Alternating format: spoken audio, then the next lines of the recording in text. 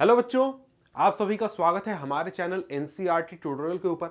और यहां पर इस वीडियो में हम पढ़ रहे हैं क्लास 10th सोशल साइंस, यानी कि क्लास 10th सोशल साइंस का जो सिविक्स है इसका चैप्टर नंबर 6। और ये चैप्टर कौन सा है? Political parties. यानी कि इस चैप्टर में हमें क्या पढ़ना है? पॉलिटिकल पार्टीज के बारे में पढ़ना है। और ये देखिए, ये जो वीडियो है ना आपका टर्म 2 के एग्जाम के लिए बहुत ही इंपॉर्टेंट है, क्योंकि इस चैप्टर को कंप्लीट वन शॉट में यहां पर हम क्लियर करने वाले हैं। एक वीडियो में कंप्लीट चैप्टर हमारा खत्म हो जाएगा। तो वैसे अगर मैं बात करूं तो इस चैप्टर को हमने एनसीईआरटी से भी पढ़ा था।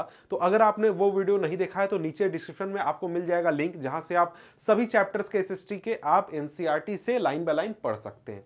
तो आइए हम आगे बढ़ते हैं और इस चैप्टर को शुरू करते हैं और देखते हैं कि इस चैप्टर में हमें क्या पढ़ना है। चैप्टर का नाम क्या है? Political parties. तो यहां पर हमें पढ़ना क्या है? यहां पर हमें पढ़ना है पॉलिटिकल पार्टीज के बारे में। अब पॉलिटिकल पार्टीज होते क्या हैं, ये क्या काम करते हैं, ये हमारे लिए इंपॉर्टेंट क्यों हैं, इनमें क्या कमियां हैं, इनको कैसे सुधारा जा सकता है, ये सारी चीजें हमें इस चैप्टर में पढ़नी है। तो सबसे पहले तो हमारे सामने सवाल आता है कि भैया ये पॉलिटिकल पार्टी है क्या चीज कि हम इसके बारे में इतना पढ़ रहे हैं, इतना हमारे लिए इंपॉर्टेंट क्यों है? तो भाई देखो, अभी कुछ दिन पहले हमारे देश में कुछ राज्यों में चुनाव हुए हैं। आपने भी न्यूज में देखा होगा कि भैया चुनाव हुआ, चुनाव में बीजेपी पार्टी के नेता ने ये भाषण दे दिया, समाजवादी पार्टी के नेता ने ये कहा, कांग्रेस के नेता ने ये कहा, या फिर बहुजन समाज पार्टी के नेता ने ये कहा। मतलब क्या हुआ? मतलब चुनाव हुआ। चुनाव किस चीज के लिए हुआ? सरकार बनाने के लिए, कि देश को चलाएगा कौन, देश के राज्य को, एक राज्य को चलाएगा कौन, उसका मुख्यमंत्री कौन बनेगा, किसी एक इलाके का विधायक कौन बनेगा। तो किस चीज के लिए चुनाव हुआ? विधायक, मंत्री, मुख्यमंत्री बनने के लिए। अब ये जो चुनाव होता है, ये चुनाव क्यों होता है? क्योंकि जनता के ऊपर शासन कौन करेगा ये तय करने के लिए। अब भाई हमारे देश में, हमारे सिस्टम में ऐसी व्यवस्था की गई है कि लोग अकेले जाकर चुनाव नहीं लड़ते हैं। ऐसा नहीं है कि मैं गया और मैं जाकर बोलूंगा कि मैं जाकर प्रधानमंत्री बनूंगा या फिर मुख्यमंत्री बनूंगा, ऐसा तो होता नहीं है। हमारे देश में ऐसी व्यवस्था है कि आपको अगर चुनाव लड़ना है या फिर आपको सरकार बनाना है तो आपको बहुमत चाहिए, आधी से ज्यादा सीटों, आधे से ज्यादा विधायक या फिर आधे से ज्यादा सीट चाहिए। तो वहां पर क्या किया गया? इसके लिए यह व्यवस्था किया गया कि लोग अकेले अकेले चुनाव ना लड़ें, बल्कि एक ग्रुप बनाकर लड़े, एक ग्रुप बनाकर चुनाव लड़े और जाकर क्या करें? सरकार में बैठे और सरकार चलाएं। यानी कि पॉलिटिकल पार्टी वही ग्रुप है जो कि चुनाव लड़ने का काम करती है, चुनाव लड़कर जीतती है और जीतकर सरकार बनाने का काम करती है। तो इन सभी चेहरों को आपने न्यूज पर देखा होगा, ये आए होंगे न्यूज पर, इन्होंने कहा कि भाई हमारी पार्टी बहुत अच्छी है, हमें वोट दे दो। ये भी आए होंगे न्यूज पर, आपने देखा होगा कि भाई हमारी पार्टी बहुत अच्छी है, हमें वोट दे दो। ये भी आए होंगे कि भाई हमारी पार्टी बहुत अच्छी है, हमें वोट दे दो। मतलब क्या हुआ? मतलब कि ये लोग क्या हैं? ये लोग नेता हैं, नेता हैं और ये किसी ना किसी पार्टी से जुड़े हुए हैं। जैसे राहुल गांधी जुड़े हुए हैं कांग्रेस पार्टी से, यहां पर नरेंद्र मोदी जुड़े हुए हैं भारतीय जनता पार्टी से, और इसके बाद बात करें तो यहां पर ये जो अखिलेश यादव हैं ये जुड़े हुए हैं समाजवादी पार्टी से। मतलब क्या हुआ? मतलब क्या ये लोग चुनाव लड़ रहे थे क्या? हाँ, शायद लड़ रहे थे, लेकिन डायरेक्टली लड़ कौन रहा था? पार्टियां चुनाव लड़ रही थी, पार्टियों के अंदर सदस्य चुनाव लड़ रहे थे और इन पार्टियों के नाम पर चुनाव लड़ रहे थे। मतलब क्या हुआ?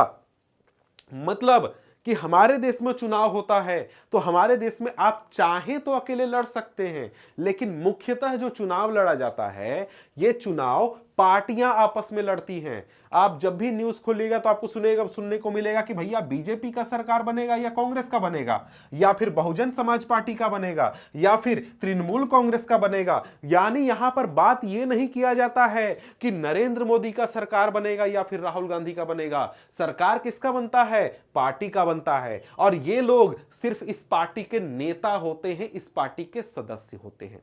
जैसे आप अपने इलाके में अगर मान लीजिए आप बच्चे हैं, आप सरस्वती पूजा अगर रखते होंगे तो आपने सुना होगा नौजवान संघर्ष समिति, नौजवान मोर्चा, इस तरीके से क्या होते हैं? कमेटियां बनाई जाती हैं। किस चीज के लिए? सरस्वती पूजा आयोजन करने के लिए, दुर्गा पूजा रखने के लिए भी, और भी जो अलग अलग त्योहार होते हैं उनको सही तरीके से चलाने के लिए, मैनेज करने के लिए एक ग्रुप बनाया जाता है, संगठन बनाया जाता है जो कि सारे काम को, सारी चीजों को देखता है। उसी तरीके से हमारे देश में संविधान में और चुनाव की व्यवस्था में ऐसी व्यवस्था की गई है कि लोग जो हैं वो अपना एक ग्रुप बनाएंगे, अलग अलग ग्रुप बनेगा, ग्रुप्स के बीच में फाइट होगा और जो जीत जाएगा वो क्या करेगा? सरकार में बैठेगा। अब इसी ग्रुप को नाम क्या दे दिया गया? Political party. कि भैया पॉलिटिकल पार्टी एक बनेगी और जो भी चाहे वो पॉलिटिकल पार्टी बना सकता है। ये पॉलिटिकल पार्टी चुनाव लड़ेंगे, जो जीत जाएगा वो क्या करेगा? सरकार बना लेगा। मतलब क्या हुआ? मतलब पॉलिटिकल पार्टी क्या है? पॉलिटिकल पार्टी एक ग्रुप है लोगों का जो कि एक साथ आते हैं। मतलब कौन साथ आता है? लोग एक साथ आते हैं और वो क्या करते हैं? चुनाव लड़ते हैं ताकि वो चुनाव जीतकर सरकार में पावर ले सके। मतलब पॉलिटिकल पार्टी क्या होता है? लोगों का एक ऐसा समूह होता है जो कि एक तरीके के विचारधारा या फिर एक तरीके के विचार वाले लोग होते हैं जो कि एक साथ आते हैं चुनाव लड़ने के लिए, चुनाव जीतकर सरकार बनाने के लिए। जैसे अगर आप बात करें तो क्या जब चुनाव लड़ा जाता है तो सिर्फ यही चुनाव में होते हैं? सिर्फ यही लोग चुनाव में होते हैं क्या? जी नहीं, इसके अलावा बहुत सारे कैंडिडेट होते हैं। जैसे अगर लोकसभा का चुनाव हो तो लोकसभा में 543 सीटों पर चुनाव होते हैं और उस पर हर पार्टी से एक एक कैंडिडेट होता है। उसी तरीके से एक सीट पर ये कैंडिडेट होंगे, ये होंगे, ये होंगे, सभी लोग एक एक सीट पर कैंडिडेट होंगे। तो मतलब क्या है? मतलब चुनाव बहुत सारे लोग लड़ते हैं और ये जो 543 सीटें हैं ना, इन सभी पर कांग्रेस पार्टी का एक कैंडिडेट उतरेगा, यहां पर बीजेपी का एक कैंडिडेट उतरेगा, यहां पर तृणमूल कांग्रेस का उतरेगा, बहुजन समाज पार्टी का उतरेगा या फिर समाजवादी पार्टी का उतरेगा। तो सभी पार्टियों के कैंडिडेट के बीच में फाइट होगा और जिस पार्टी के सबसे ज्यादा कैंडिडेट होंगे, 50% से ज्यादा कैंडिडेट जिसके जीत जाएंगे, वो क्या कर जाएगा? वो पार्टी चुनाव जीत जाएगी और उस पार्टी द्वारा सरकार बनाया जाएगा। तो ये एक तरीके से क्या है? पॉलिटिकल पार्टी का हमने इंट्रोडक्शन समझ लिया। लेकिन पॉलिटिकल पार्टी के बारे में कुछ और बात यहां पर करें तो आपको जानने वाली बात यह है कि भैया देखो, पॉलिटिकल पार्टी काम क्या करती है ये तो हमने बेसिक समझा थोड़ा सा, लेकिन पॉलिटिकल पार्टी आप अगर इंपॉर्टेंस आपको समझना है तो इस बात पर ध्यान दीजिए कि पॉलिटिकल पार्टी कितनी इंपॉर्टेंट चीज है कि जब भी हम डेमोक्रेसी की बात करते हैं, लोकतंत्र की बात करते हैं, तो लोकतंत्र में बहुत सारी चीजें होती हैं। लोकतंत्र में हमारा विधानसभा होता है, लोकसभा होता है, इसके अलावा बहुत सारी चीजें आ जाती हैं।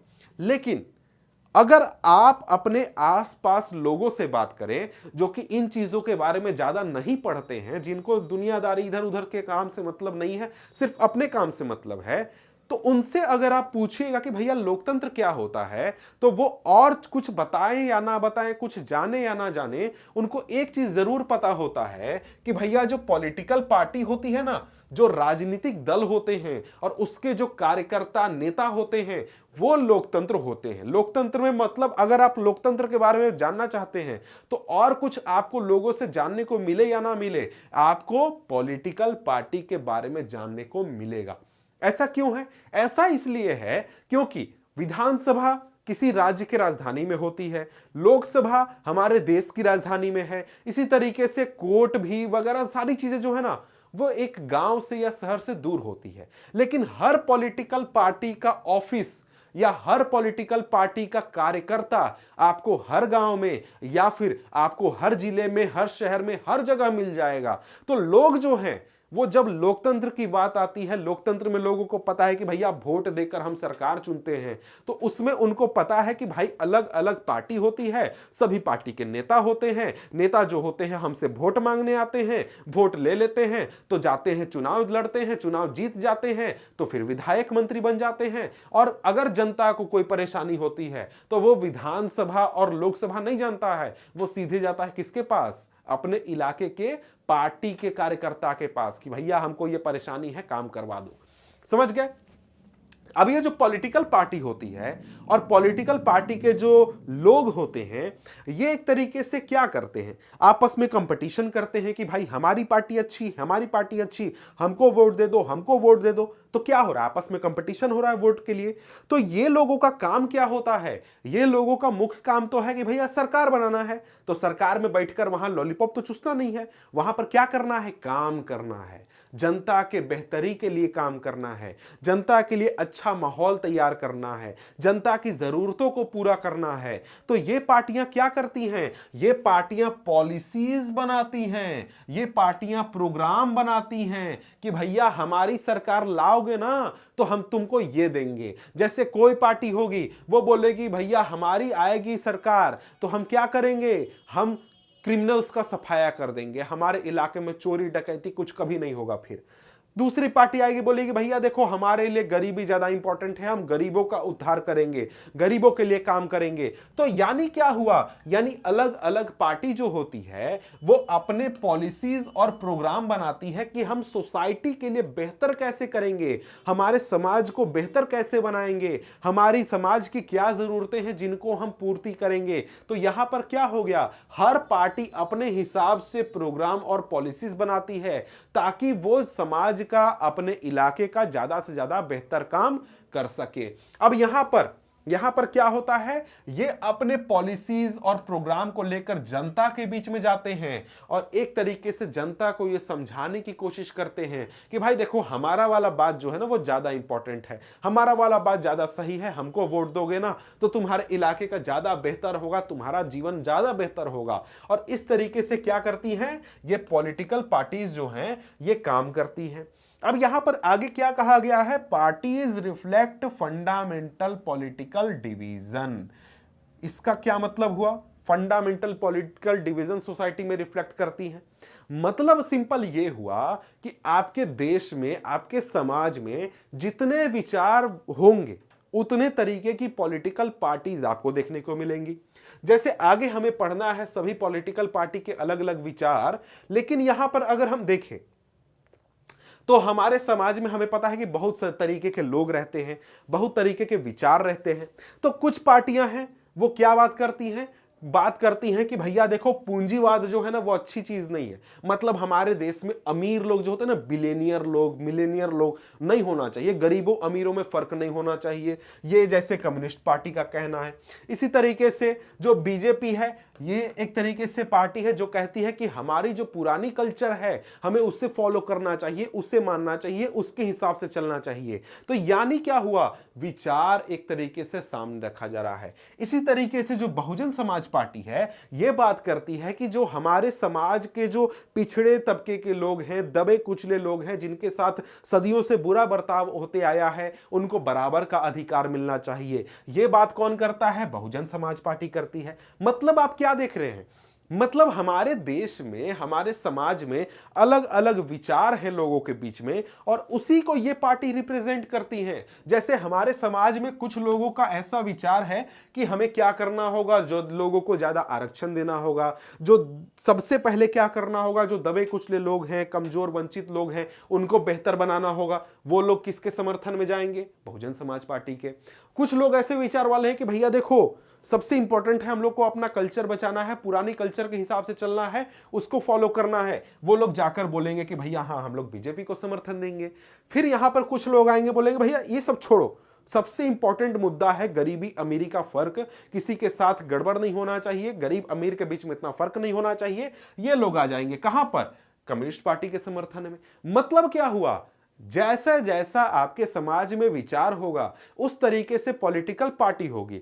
आप अगर कोई विचार लेकर चलते हैं और समाज में उसका कोई सपोर्टर आपका नहीं है तो आपका विचार कोई मायने का नहीं है। जैसे मैं अगर कल पार्टी बनाता हूं और बोलता हूं कि सब बच्चा लोग को क्या मिलेगा, एग्जाम में 100 नंबर मिलेगा, और परसों पता चला हम चुनाव लड़ने गए कोई वोटे नहीं दिया, काहे बोला ये तो बेकार आइडिया, इस पर कोई वोट नहीं देगा। मतलब कोई भी पॉलिटिकल पार्टी सक्सेसफुल आपको नजर आ रही है, आप देख रहे हैं कि वो चुनाव जीत रही है, उसको समर्थन मिल रहा है, इसका मतलब क्या है, इसका मतलब जनता के लिए वो मुद्दा इंपॉर्टेंट है, वो मुद्दा बहुत ही जरूरी है। ठीक है, अब आगे देखें तो आगे यहां पर बात करें तो कोई भी पॉलिटिकल पार्टी के लिए तीन कंपोनेंट्स होते हैं कोई भी पॉलिटिकल पार्टी में, तीन हिस्से बहुत इंपॉर्टेंट होते हैं।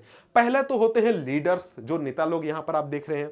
फिर एक्टिव मेंबर्स होते हैं जिनको कि कार्यकर्ता या फिर प्रचारक के नाम से हम जानते हैं। उसके बाद होते हैं फॉलोअर्स या फिर सपोर्टर्स। शॉर्ट में देख लेते हैं, ज्यादा बड़ा चीज ये इंपॉर्टेंट चीज नहीं है। लीडर्स यानी कि जो नेता लोग आप देखते हैं जो कि स्टेज पर चढ़कर भाषण देते रहते हैं कि भाई हमें वोट दे दो। इनको आपने, इन सभी को आपने देखा होगा टीवी पर कि भैया हमें वोट दे दो, हमें वोट दे दो, हमारी पार्टी जो है जीतेगी तो जनता के लिए हम काम करेंगे और क्या होगा, हमारे इलाके का बेहतरी होगा। और यही जो लीडर्स होते हैं जो कि जब पार्टी चुनाव जीत जाती है तो वो अलग अलग पद संभालते हैं। जैसे बात करें तो नरेंद्र मोदी क्या है, बीजेपी पार्टी के लीडर हैं। तो इन्होंने क्या किया, जब चुनाव जीता बीजेपी तो बीजेपी के लीडर के रूप में ये प्रधानमंत्री बन गए। उसी तरीके से कोई दूसरा लीडर था, वो बीजेपी से चुनाव लड़ा और वो क्या बन गया, एमपी बन गया। कोई लीडर था, उसको क्या बना दिया गया, मिनिस्टर बना दिया गया। यानी क्या होता है, यानी जो लीडर्स होते हैं वो पार्टी के जो विभिन्न पद होते हैं उस पर जाकर बैठते हैं, मतलब पार्टी को लीड करते हैं ये लोग। जैसे अखिलेश यादव, ये क्या हैं, ये है आपके समाजवादी पार्टी के लीडर। तो जब भी समाजवादी पार्टी चुनाव जीतेगी तो ये किसी न किसी पद पर जाकर बैठेंगे। उसी तरीके से अलग अलग लीडर्स अलग अलग पार्टी के होते हैं, वो सरकार बनने पर या फिर जो पार्टी है उसकी पॉलिसीज को चलाने का काम करते हैं। ठीक है, आगे है एक्टिव मेंबर्स।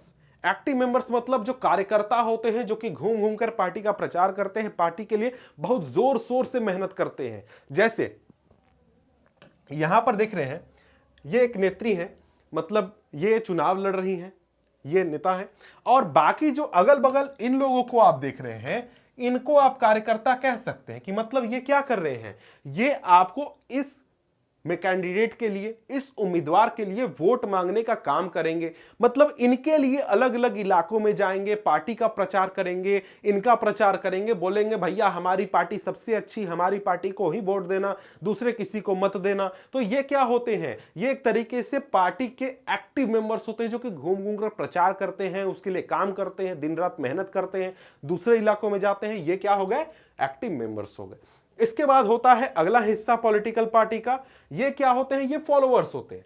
मतलब ना ये जाते हैं चुनाव लड़ने, ना ही पार्टी का कोई नीति बनाते हैं, ना ही पार्टी का कोई दिशा तय करते हैं, ना ही ये पार्टी के लिए घूम घूम कर प्रचार करते हैं। ये सिर्फ किसी ना किसी पार्टी को पसंद करते हैं। मतलब क्या, मतलब जैसे ये लोग जो आप देख रहे हैं यहां पर, ये लोग क्या हैं, ये बीजेपी पार्टी के सपोर्टर हैं या फिर फॉलोअर हैं। मतलब क्या होगा, कोई नेता आएगा तो भाषण सुनने जाएंगे, बीजेपी पार्टी को पसंद करते हैं, जब भी वोट देंगे बीजेपी को देंगे, दूसरे किसी को नहीं देंगे। इसी तरीके से हर पार्टी के अपने एक सपोर्टर होते हैं। जैसे कुछ लोग होंगे जो हमेशा कांग्रेस को ही वोट देते हैं, दूसरे किसी पार्टी को नहीं देंगे। कुछ लोग होते हैं जो हमेशा समाजवादी पार्टी को वोट देंगे, किसी को नहीं देंगे। तो यहां पर आपके सामने ये क्लियर हो गया कि भाई देखो, जो पार्टी होते हैं उसके तीन जो कंपोनेंट होते हैं, इनके बारे में आपने समझ लिया।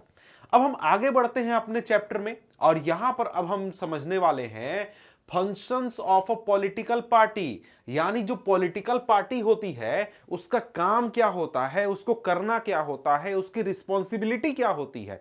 मतलब कि अगर उसको हमारे सिस्टम में लाया गया है, उसको पावर दिया गया है, तो उसकी जिम्मेदारियां क्या है, उसको काम क्या करना होता है, ये हम देख लेते हैं। तो यहां पर देखें, सबसे पहला काम क्या है और सबसे इंपॉर्टेंट क्या है, पार्टीज कंटेस्ट इलेक्शन।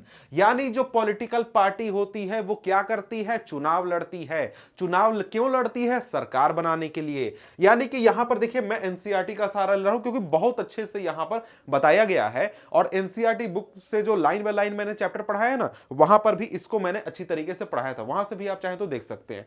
तो इसको देखते हैं यहां पर क्या बताया गया है। यहां पर कहा जा रहा है parties contest elections in most democracies. यानी दुनिया के ज्यादातर डेमोक्रेसीज में जो इलेक्शंस होते हैं ये फाउट किए जाते हैं mainly among candidates put up by political parties. मतलब दुनिया के ज्यादातर देशों में क्या होता है, जो पॉलिटिकल पार्टी होती है उसके द्वारा कैंडिडेट खड़े किए जाते हैं और उनके ऊपर चुनाव होता है। जैसे हमारे देश में क्या होता है, कई सारी पॉलिटिकल पार्टी होती है। जैसे मान लीजिए चुनाव हो रहा है दिल्ली के लिए, दिल्ली के लिए अगर चुनाव हो रहा है तो मान लीजिए दिल्ली का कोई एक विधानसभा क्षेत्र है, वैसे तो 70 टोटल विधानसभा क्षेत्र हैं, तो हर पार्टी क्या करेगी, 70 इलाकों के लिए 70 कैंडिडेट उतारेगी।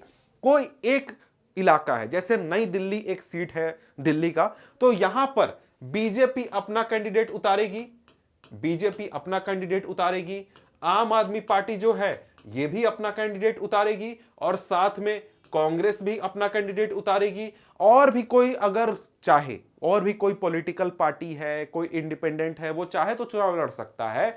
अब इनके द्वारा जो कैंडिडेट उतारा जाएगा, इनके बीच में क्या होगा, फाइट होगा। फाइट मतलब मुक्का मुक्की फटाफटी फाइट की नहीं बात हो रही है, यहां पर ये जो कैंडिडेट होंगे ना, ये कैंडिडेट जाएंगे जनता के बीच में। ये बोलेगा कि भैया हम रोड बनवा देंगे, पुलिस का काम अच्छे से होगा। ये बोलेगा भैया हम हॉस्पिटल और स्कूल बनवा देंगे, अच्छे से काम होगा। ये बोलेगा भैया हम बढ़िया से राशन दिलवा देंगे, आप लोगों का गरीबी मिटा देंगे। तो अब यहां पर जनता जो है वो तीनों की बातों को सुनेगी और फिर क्या करेगी, डिसाइड करेगी। और वर्ल्ड में ज्यादातर जगहों पर चुनाव ऐसे ही होता है। हो सकता है विधानसभा लोकसभा ना हो दूसरे देश में, लेकिन दूसरे देशों में भी क्या होता है, अलग अलग पार्टियां होती हैं, उनके द्वारा कैंडिडेट खड़ा किया जाता है, जिनके बीच में क्या होता है, कंपटीशन होता है, लोग किसी एक को पसंद करते हैं। जैसे आपने अमेरिका का एग्जाम्पल देखा होगा, अमेरिका में जो राष्ट्रपति का चुनाव होता है, प्रेसिडेंट का चुनाव होता है, वहां पर दो कैंडिडेट खड़े होते हैं, एक रिपब्लिकन पार्टी से, एक डेमोक्रेटिक पार्टी से।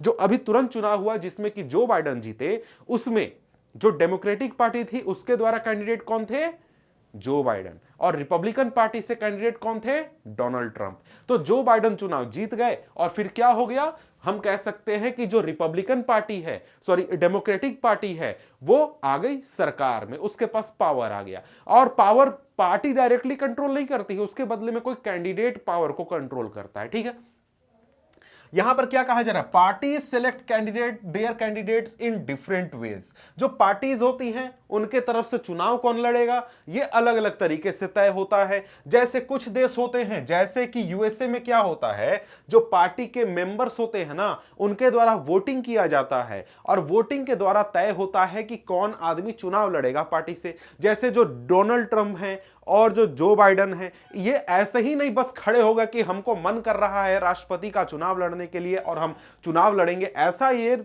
खड़े नहीं हुए। इनकी पार्टी के अंदर वोटिंग हुआ, और वोटिंग के बाद तय हुआ कि डोनाल्ड ट्रंप रिपब्लिकन पार्टी से और जो बाइडेन हमारे कौन सी पार्टी है, डेमोक्रेटिक पार्टी से चुनाव लड़ेंगे। और फिर इनके बीच में चुनाव होगा, इनके बीच में कैंडिडेट जाकर चूज करेंगे। लेकिन अगर हम देखें तो यहां पर दूसरे देश हैं, जैसे कि इंडिया। इंडिया में ऐसा थोड़ा ही ना होता है। इंडिया में क्या होता है, इंडिया में जो पार्टी के बड़े लीडर हैं वो तय करते हैं कि किस जगह से किस कैंडिडेट को हम चुनाव में उतारेंगे। जैसे अगर मान लीजिए बीजेपी का कैंडिडेट देना है, तो बीजेपी के जो बड़े नेता हैं वो तय करेंगे कि भैया बीजेपी से इलाके में कैंडिडेट कौन होगा। आम आदमी पार्टी का कैंडिडेट होना है तो वहां के बड़े लीडर तय करेंगे कि भाई कैंडिडेट कौन होगा। फिर कांग्रेस के बड़े लीडर तय करेंगे तो कैंडिडेट कौन होगा। और जनरली पार्टी का जो प्रेसिडेंट होता है वही तय करता है कि किस इलाके से किसको हम चुनाव में उतारने वाले हैं। ठीक है, अब यहां पर क्या होता है, ये एक तरीके से कह सकते हैं कि सर इसमें तो थोड़ा सा प्रॉब्लम है, किसी को भी कैंडिडेट में उतारा जा सकता है। हाँ जी होता है, ये तो ठीक है। उसके मतलब कमियां जब हम देखेंगे कि पॉलिटिकल पार्टीज में क्या कमी है, तो आगे हम वहां पर इस चीज को समझ लेंगे। आगे यहां पर क्या कहा जा रहा है फंक्शन में, अगला फंक्शन क्या है, parties put forward different policies and programmes and the voters choose from them. यानी कि जो पार्टीज होती हैं वो जनता का भला कैसे होगा इसके लिए अलग अलग पॉलिसीज बनाती हैं, इसके लिए अलग अलग प्रोग्राम तय करती हैं, और जो वोटर्स होते हैं उनमें से किसी को चुनकर उसके ऊपर वोटिंग दे देते हैं। तो यहां पर क्या कहा जा रहा है, parties put forward different policies and programmes and the voters choose from them. यानी कि जो पार्टीज होती हैं, अलग अलग पार्टी अलग अलग वादा करती है। जैसे बीजेपी आएगी बोलेगी भैया क्रिमिनल को भगा देंगे, आम आदमी पार्टी आएगी बोलेगी भैया हम स्कूल बनवा देंगे, कांग्रेस आएगी बोलेगी भैया हम नौकरी दे देंगे, राशन दे देंगे, सब कोई को घर में पैसा दे देंगे। तो अलग अलग पार्टियां क्या करती हैं, अलग अलग वादा करती हैं। और इसमें क्या होता है, हर एक पार्टी का अलग अलग ओपिनियन और व्यू हो सकता है कि कौन सा पॉलिसी जनता के लिए बेटर है, सोसाइटी के लिए बेटर है। जैसे बीजेपी वाले बोलेंगे भैया देखो क्रिमिनल बहुत है समाज में, क्रिमिनल को हटाना सबसे ज्यादा जरूरी है, इसलिए क्या करते हैं सबसे पहले क्रिमिनल हटाते हैं, इसलिए वोट दोगे तो 5 साल में क्रिमिनल लोग को हटाएंगे। आम आदमी पार्टी बोलेगा भैया देखो ये सब बेकार है, स्कूल अच्छा ज्यादा इंपॉर्टेंट है, सबसे पहले हम स्कूल बनवाएंगे, तुम क्या करो हमको वोट दो, 5 साल में एकदम स्कूल चकाचक कर देंगे। कांग्रेस आएगी बोलेगी भैया देखो गरीबी सबसे बड़ा मुद्दा है, गरीबी जो है ना उसको खत्म करना जरूरी है, इसलिए 2 वोट 5 साल में हम गरीबी मिटा देंगे। तो अलग अलग पार्टी अपने हिसाब से कि सोसाइटी के लिए क्या बेटर है वो वादा करती हैं और उसको पूरा करने की कोशिश करती हैं।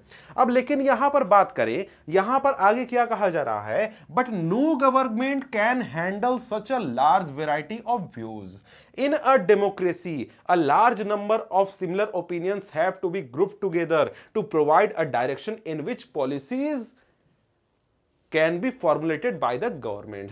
यहां पर कहने की कोशिश की जा रही है कि देखिए पार्टी अलग अलग है, सब लोगों के अलग अलग पॉइंट ऑफ व्यू है, लेकिन पार्टी में जो लोग हैं, चाहे मैं हूं, आप हैं या कोई पार्टी के अंदर बैठा हुआ व्यक्ति है, हर कोई का एक अलग नजरिया होता है कि भाई समाज को बेहतर कैसे बनाया जा सकता है। मेरा कुछ अलग नजरिया होगा, आपका कुछ अलग पॉइंट ऑफ व्यू होगा, तीसरे आदमी के लिए इंपॉर्टेंट कुछ अलग चीजें होंगी। जैसे कोई बोलेगा भैया स्कूल सबसे इंपॉर्टेंट है, मैं बोलूंगा नहीं नहीं स्कूल इंपॉर्टेंट नहीं है, पहले हॉस्पिटल इंपॉर्टेंट है। तीसरा आदमी बोलेगा नहीं भैया हॉस्पिटल इंपॉर्टेंट नहीं है, रोड पहले इंपॉर्टेंट है। चौथा बोलेगा ये सब कुछ इंपॉर्टेंट नहीं, पहले नौकरी इंपॉर्टेंट है। तो अलग अलग आदमी के लिए अलग अलग चीज इंपॉर्टेंट होता है और उसके मन में अलग अलग विचार होता है कि क्या करने से हमारा समाज बेहतर बन सकता है। तो भाई हर कोई का तो बात सुना नहीं जा सकता है कि मैं जो कहूं आप कहें तो कहें, तो सरकार हर कोई के बात को सुने और हर कोई के बात को माने और उसको इंप्लीमेंट करने की कोशिश करे, वैसा तो हो नहीं सकता है। तो यहां पर क्या होता है, यहां पर एक पार्टी में जितने भी मेंबर्स हैं, जितने भी विचार हैं, उन सभी को मिला जुलाकर 3 4 5 10 20 मुद्दे ऐसे चुने जाते हैं जिस पर सभी लोग राजी हों और उसको सामने पार्टी रखती है। मतलब क्या होता है कि जैसे अगर बीजेपी वाले बीजेपी को देखें या फिर आप आम आदमी पार्टी को देखें या फिर आप कांग्रेस को देखें, तो इनके बीच में देखिएगा तो इस पार्टी के अंदर जितने भी लोग हैं वो एक ही जैसा बात करते हैं। बीजेपी के सभी लोग एक जैसा बात करेंगे, आम आदमी पार्टी के लोग एक जैसा बात करेंगे, कांग्रेस पार्टी के लोग एक जैसा बात करेंगे। अब देखिए बीजेपी में भी लोग हो सकते हैं जिनके अलग अलग पॉइंट ऑफ व्यू हो, लेकिन उन सभी को मिलाकर एक कॉमन प्रोग्राम बनाया गया कि भाई देखो पार्टी के सभी मेंबर इन बातों को फॉलो करेंगे। आम आदमी पार्टी के सभी मेंबर कितने भी आपके आइडियाज हो कुछ भी हो, नहीं सिर्फ ये बातें आपको फॉलो करनी है। मतलब क्या होता है, बहुत सारे वैरायटी ऑफ आइडियाज को मिलाकर एक जगह लाकर एक डायरेक्शन में लाया जाता है, ताकि जब सरकार बने पार्टी चुनाव जीत जाए तब सरकार एक तरफ से चल सके, मतलब एक डायरेक्शन में चल सके। समझ गया। अब यहां पर यही कहा जा रहा है, a party reduces a vast magnitude of opinions into a few basic positions which it supports. मतलब क्या हुआ कि भाई अलग अलग आपका जो भी विचार है रहने दीजिए, लेकिन आप ग्रुप में आए हैं, पार्टी में आए हैं, तो आपको एक जैसा ये कुछ आइडियाज है जिनको लेकर आपको चलना है। मतलब क्या हुआ, मतलब हुआ कि भाई बहुत ज्यादा संख्या में ओपिनियन नहीं रखना है, कुछ 2-4 ओपिनियन रखने हैं जो कि आपको पार्टी फॉलो करेगी। आगे क्या कहा जा रहा है, parties play a decisive role in making laws for a country. जो पॉलिटिकल पार्टीज होते हैं वो काफी इंपॉर्टेंट रोल अदा करते हैं जब भी कानून बनाने की बात होती है किसी भी देश के लिए, चाहे वो इंडिया हो, चाहे वो आपका अमेरिका हो, या फिर किसी भी देश को देख लीजिए जहां पर डेमोक्रेसी है, जहां पर पार्टीज चुनाव लड़ती हैं, वहां पर जो पार्टीज होते हैं वो बहुत ही डिसाइसिव रोल अदा करते हैं आपको किसी भी देश के लिए कानून बनाने में। उसका कारण क्या है, उसका कारण है कि जो कानून है वो बनता कहां है, वो कानून बनता है आपका लेजिस्लेचर में, यानी हमारे देश में कहां पर, लोकसभा में और विधानसभा में। अब लोकसभा और विधानसभा जो है उसमें जो हमारे एमपी होते हैं और जो एमएलए होते हैं वो तो भैया अपना मन से चुन के तो आए नहीं थे, ये लोग किसी ना किसी पार्टी से जुड़े हुए होते हैं। अब ये जो लोग होते हैं ये अपने मन की बात नहीं कर सकते हैं। क्यों नहीं कर सकते हैं? क्योंकि ये पार्टी से जुड़े हुए हैं और पार्टी जैसा आइडिया वाली होगी, पार्टी जैसा कहेगी वैसा ये लोग बात करेंगे और उसी हिसाब से कानून भी पास होगा, कानून बनेगा। मतलब क्या है? ये एमपी और एमएलए जो कि हमारे संसद और विधानसभा में बैठते हैं, इनको कानून पास करना है, इनको कानून बनाना है, लेकिन ये लोग अपनी मर्जी से कानून बना नहीं सकते हैं क्योंकि ये लोग पॉलिटिकल पार्टी से जुड़े हुए हैं। तो इसी वजह से जो पॉलिटिकल पार्टी है ये बहुत ही इंपॉर्टेंट हो जाता है जब कानून बनाने की बात होती है। तो इसी वजह से देखते हैं कि कोई कानून मान लीजिए आया, जैसे कि किसानों का मुद्दा भी कुछ दिनों पहले तक बहुत गर्म था, तो किसानों के मुद्दे के ऊपर जो बीजेपी थी उसने लाया कानून कि भाई हम लोग कुछ बदलाव कर देते हैं। तो वहां पर बीजेपी के जितने भी सदस्य थे, जितने भी सांसद थे, एमपी थे, उन लोगों ने उसके पक्ष में वोट दिया, चाहे किसी का मन नहीं भी हो फिर भी उसने दिया क्योंकि वो बीजेपी से जुड़ा हुआ है। लेकिन दूसरी तरफ जो कांग्रेस पार्टी थी या फिर दूसरी पार्टी थी, वो सारे पार्टियों के लोगों ने उस जो बिल था उसके विरोध में वोट दिया, उसके विरोध में बोला कि यह बिल पास नहीं होगा। तो ऐसा थोड़ी ना है कि कांग्रेस के सभी जो सांसद थे वो चाहते थे कि बिल नहीं पास हो सकता है एक या दो चाहते हो कि बिल पास हो जाए, लेकिन बीजेपी वाले सभी ने पक्ष में वोट दिया और कांग्रेस वाले सभी ने विपक्ष में वोट दिया क्योंकि ये सारे लोग अपनी पार्टी की विचारधारा को, अपनी पार्टी की बातों को फॉलो कर रहे थे। मतलब क्या हुआ कि पार्टी के लीडरशिप जैसा कहेंगे, पार्टी जैसा ऑर्डर देगी वैसा ही ये फॉलो करेंगे, अपना पर्सनल ओपिनियन के हिसाब से काम नहीं करेंगे। इसलिए पार्टी इंपॉर्टेंट हो जाती है जब भी देश के लिए कानून बनाने की बात होती है। Parties form and run government, यानी जो पार्टियां होती हैं वो चुनाव लड़ती हैं, चुनाव जीतती हैं और वो क्या करती हैं? सरकार बनाती हैं और सरकार चलाती भी हैं। मतलब क्या हुआ? मतलब कि भाई देखो जो पॉलिटिकल पार्टीज होती हैं वो क्या करती हैं? वो पॉलिटिकल पार्टीज एक तरीके से क्या है? ग्रुप है, संगठन है, संस्था है जिसमें लोग जो हैं वो चुनाव लड़ने के लिए आते हैं। मतलब देखो जैसे बीजेपी है या फिर आपका कांग्रेस है या फिर आम आदमी पार्टी है। ये अब बोलिएगा कि सर इन्हीं तीनों का एग्जांपल क्यों ले रहे हैं? क्योंकि भाई देखो इन तीनों का नाम अच्छी तरीके से सभी रीजन में सब कोई जानते हैं, इसलिए ले रहे हैं। अब देखिए बीजेपी जो पार्टी है वो ऐसा थोड़ी ना है कि आज आया और आज जो मैंने बीजेपी बनाया और मैं जब मरूंगा बीजेपी खत्म हो जाएगा, ऐसी बात तो नहीं है। कांग्रेस के साथ भी ऐसा नहीं है कि आज मैं कांग्रेस बनाता हूं और जब मैं मरूंगा कांग्रेस खत्म हो जाएगा, नहीं। आम आदमी पार्टी के साथ भी ऐसा नहीं है। मतलब क्या है? मतलब कि हर रोज लोग पार्टी से जुड़ते जाते हैं और उसकी आइडियोलॉजी को फॉलो करते जाते हैं। मतलब क्या हुआ? बीजेपी हमेशा नए लीडर्स को अपनी पार्टी में लेती है, आम आदमी पार्टी भी नए लीडर्स को लेती है, कांग्रेस भी नए लीडर्स को लेती है। ये इन लीडर्स को ट्रेन करती है, सिखाती है, पढ़ाती है, लिखाती है कि भाई सरकार कैसे चलती है, सरकार में क्या पॉलिसी होना चाहिए, क्या नहीं होना चाहिए, कैसे आपको भाषण देना है, क्या करना है, डिबेट कैसे करना, सभी चीजें पार्टियां सिखाती हैं। अब जब ये लोग सिखा देते हैं तो ये जो पार्टी के लीडर्स होते हैं इनको एक तरीके से आगे चलकर चुनाव लड़वाया जाता है। चुनाव लड़कर ये लोग मिनिस्टर बनते हैं और पार्टी ने जो भी वादा किया था चुनाव के समय उन वादों को पूरा करते हैं ये लोग जो कि इन पार्टियों से आकर जुड़े थे। इसलिए पार्टी बहुत इंपॉर्टेंट हो जाता है क्योंकि पार्टी सिर्फ एक तरीके से चुनाव जीतने और लड़ने का काम नहीं करती हैं, बल्कि ये काम भी करती हैं कि वो लीडर्स को ट्रेन करती हैं, सिखाती हैं, पढ़ाती हैं, लिखाती हैं और अपने आइडियाज को एक तरीके से बताती हैं, समझाती हैं। ठीक है, आगे देखें तो आगे क्या कहा जा रहा है? The parties that lose in the election play the role of opposition to the parties in power। मतलब कि ऐसा नहीं है कि आप चुनाव में हार गए तो आपका काम खत्म, आपको घर जाकर सोना है, ऐसी बात नहीं है। मतलब क्या है? अगर आप चुनाव हार जाते हैं तो भी आपके ऊपर रिस्पॉन्सिबिलिटी है क्या रिस्पॉन्सिबिलिटी है कि आप सरकार के ऊपर निगरानी रखिएगा, कि सरकार के ऊपर नजर रखिएगा कि सरकार कुछ गड़बड़ या गलती तो नहीं कर रही है। मतलब क्या है? मतलब आप अपोजिशन का रोल निभाइएगा। मतलब क्या होगा? मतलब जब पार्लियामेंट होगा या फिर विधानसभा होगा, वहां पर आप बैठिएगा और सरकार से सवाल पूछिएगा। रोड पर आप रहिएगा तो सरकार के खिलाफ धरना प्रदर्शन कीजिएगा, जनता को जागरूक कीजिएगा, सरकार के जो फेलियर्स हैं या फिर जो गलत पॉलिसी हैं उनके खिलाफ आप आंदोलन कीजिएगा, बहुत कुछ कीजिएगा, ताकि सरकार कोई ऐसा गलती ना करे जिससे जनता का नुकसान हो। मतलब क्या है? सरकार के ऊपर आपको निगरानी रखना है, कंट्रोल रखना है अगर आप चुनाव में हार जाते हैं। जैसे अभी फिलहाल में देखें तो हमारे देश में जो बीजेपी है वो लोकसभा का चुनाव जीत चुकी है और वो पावर में है। तो बाकी जो पार्टीज हैं, जैसे कि आपका कांग्रेस पार्टी है, ये क्या है? अपोजिशन है।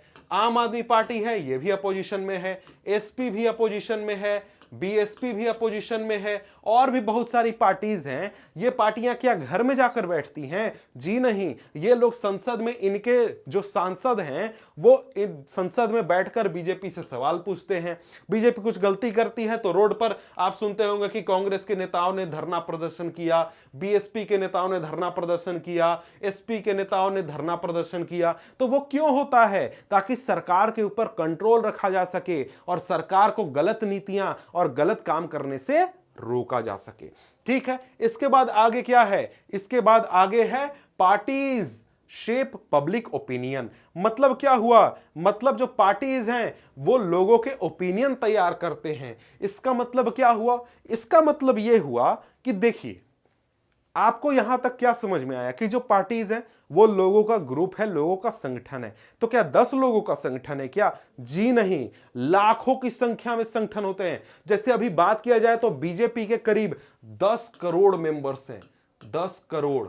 उसी तरीके से आप अगर बात करें कांग्रेस की तो उसके शायद मेरे ख्याल से 2 करोड़ मेंबर्स हैं, 2 करोड़। आम आदमी पार्टी के करीब 1 करोड़ मेंबर्स हैं। तो इसी तरीके से हर पार्टी के लाखों करोड़ों की संख्या में मेंबर्स होते हैं। अब ये जो मेंबर्स होते हैं ये कहां रहते हैं ये तो आपको पता होगा, हमारे बीच रहते हैं। आम लोग हैं, मेरे जैसे, आपके जैसे आम लोग हैं, जो कि आपके घर के बगल में कोई बीजेपी का मेंबर होगा, कोई आम आदमी पार्टी का होगा, कोई कांग्रेस का होगा। तो यहां पर क्या होता है कि जो पॉलिटिकल पार्टी होते हैं इनके पास बहुत पावर होता है। किस चीज का पावर?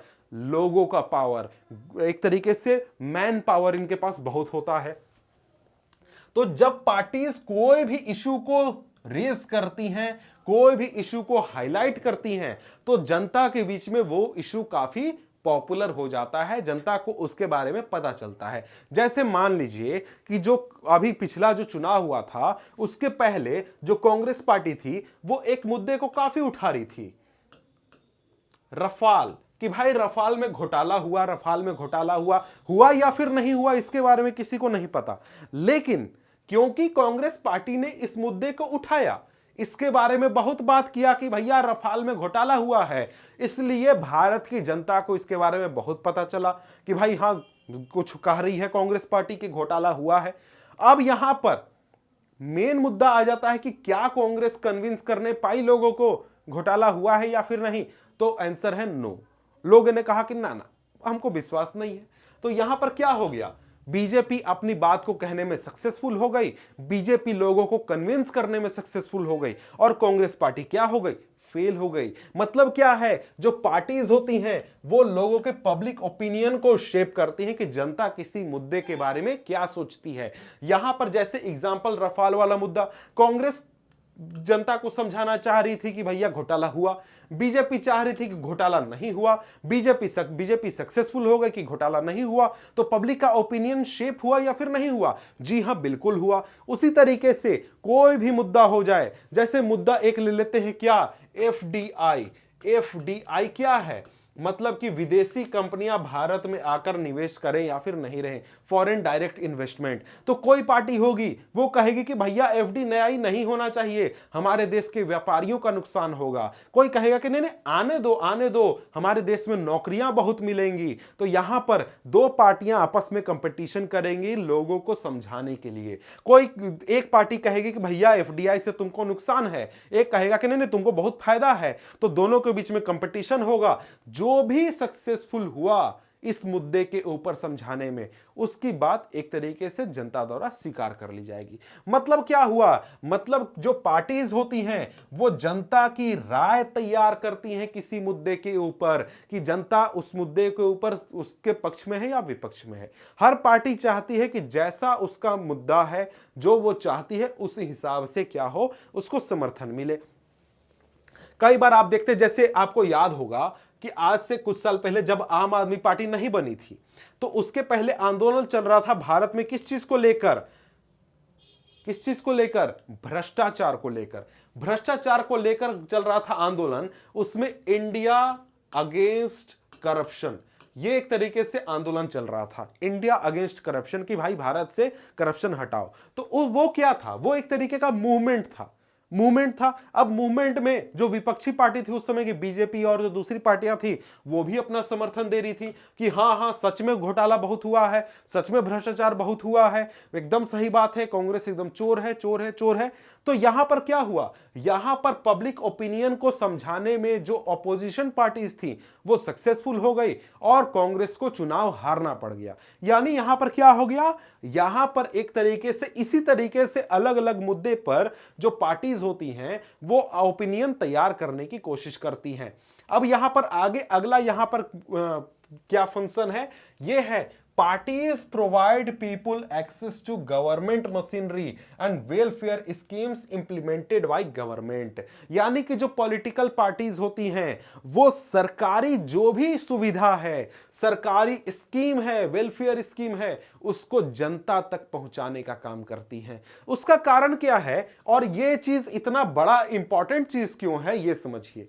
इसका कारण ये है कि कई बार जो आम नागरिक होता है ना, जो बिल्कुल गांव में है, जो अनपढ़ है, जिसको ज्यादा चीजें समझ में नहीं आती हैं, उसके लिए काफी मुश्किल होता है कि वो सरकारी ऑफिस में जाए और वहां से उसको अगर पेंशन चाहिए तो पेंशन ले ले, उसको अगर आवास योजना में कुछ अपना घर बनाने के लिए पैसा चाहिए तो ले ले। उसको या तो उतना जानकारी नहीं होता है, समझ में नहीं आता है, या फिर सरकारी अफसर उसको उतना ज्यादा वैल्यू नहीं देते हैं, उसको भगा देते हैं। तो यहां पर जो ये आम नागरिक हैं, इसके लिए सरकारी दफ्तर से ज्यादा आसान होता है अपने घर के बगल के किसी पार्टी के कार्यकर्ता को अचीव करना कि भाई मेरा काम करवा दो, मेरा मदद करवा दो। और बोलेगा सर वो कार्यकर्ता क्यों मदद करेगा, क्योंकि भैया उसको अपना पार्टी का गुडविल बनाना है कि भाई ये आदमी मेरी पार्टी का समर्थन कर दे, इसलिए वो क्या करेगा, उस आदमी की मदद करेगा और सरकारी मशीनरी तक पहुंचने में मदद करेगा। जैसे किसी को अगर पेंशन चाहिए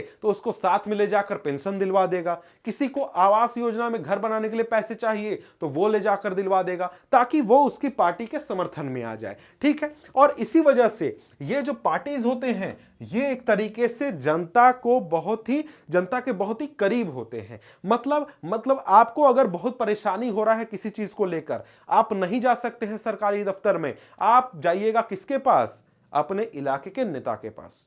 भले ही वो छोटे स्तर का हो, आपके गांव का हो, आपके मोहल्ले का हो, लेकिन वो कर सकता है आपका काम।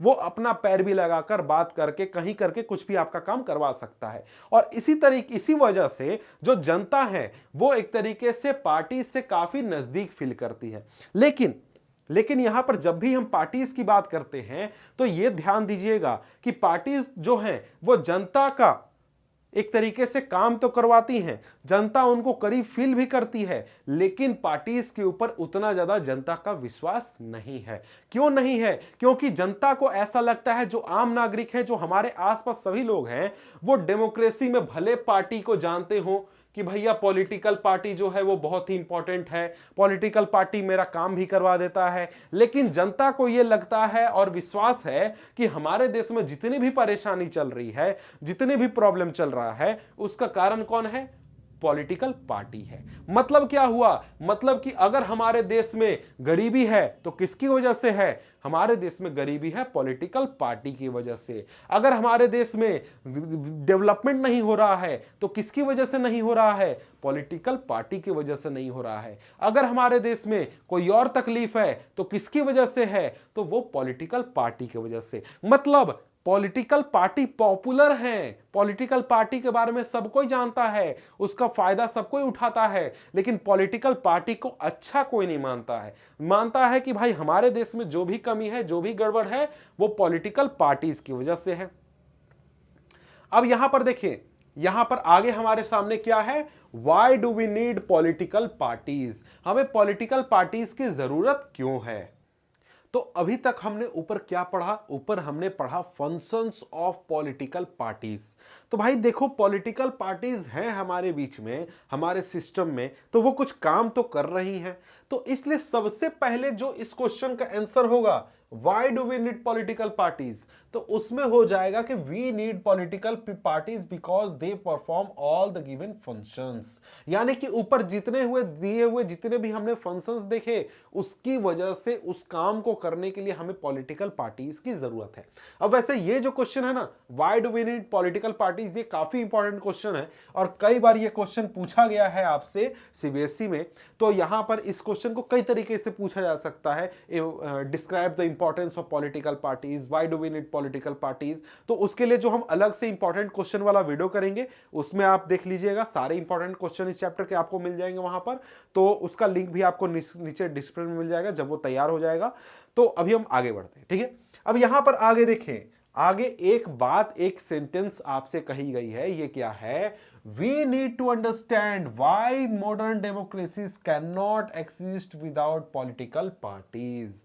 ये भी क्वेश्चन बनता है और ये भी काफी इंपॉर्टेंट क्वेश्चन बनता है कि भाई explain why modern democracies can not exist without political parties. तो अगर आपसे ये क्वेश्चन पूछे तो ऊपर जो 7 हमने फंक्शंस पढ़े पॉलिटिकल पार्टीज के, उनको लिख दीजिए, मतलब एक एक लाइन में जो था, जो शॉर्ट फॉर्म में, उसको लिख दीजिए और उसके बाद ये थोड़ा सा स्टोरी एक्सप्लेन कर दीजिए। क्या स्टोरी है, तो भाई देखो, हम लोग को अगर समझना है कि पॉलिटिकल पार्टीज की हमें क्यों जरूरत है, तो हमें सबसे पहले समझना होगा कि पॉलिटिकल पार्टीज अगर नहीं हो, अगर वो नहीं होते हैं हमारे सिस्टम में, तो क्या फर्क पड़ता है। ये अगर हम समझ गए तो हम आसानी से समझ जाएंगे कि पॉलिटिकल पार्टीज क्यों होने चाहिए। अब देखिए, यहां पर अगर मान लीजिए कोई भी पॉलिटिकल पार्टी नहीं होगी, मान लीजिए हमारे देश में सिस्टम में कोई पॉलिटिकल पार्टी नहीं होता है, तो जब लोकसभा के इलेक्शन होंगे तो 543 सीटों पर चुनाव होंगे। अब ये 543 सीटों पर हर एक सीट पर अलग अलग कैंडिडेट खड़े होंगे, चुनाव लड़ेंगे, जो कि इंडिपेंडेंट होंगे।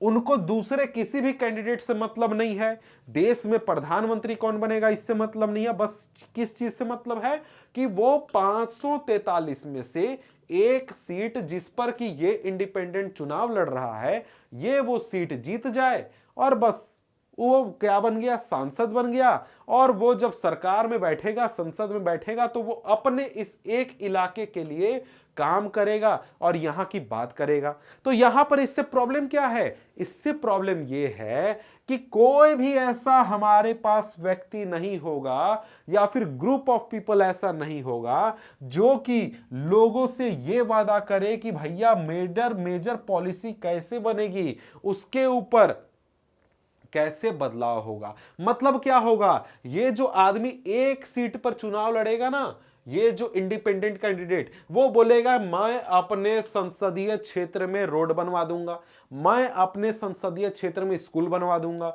मैं अपने संसदीय क्षेत्र में कॉलेज बनवा दूंगा।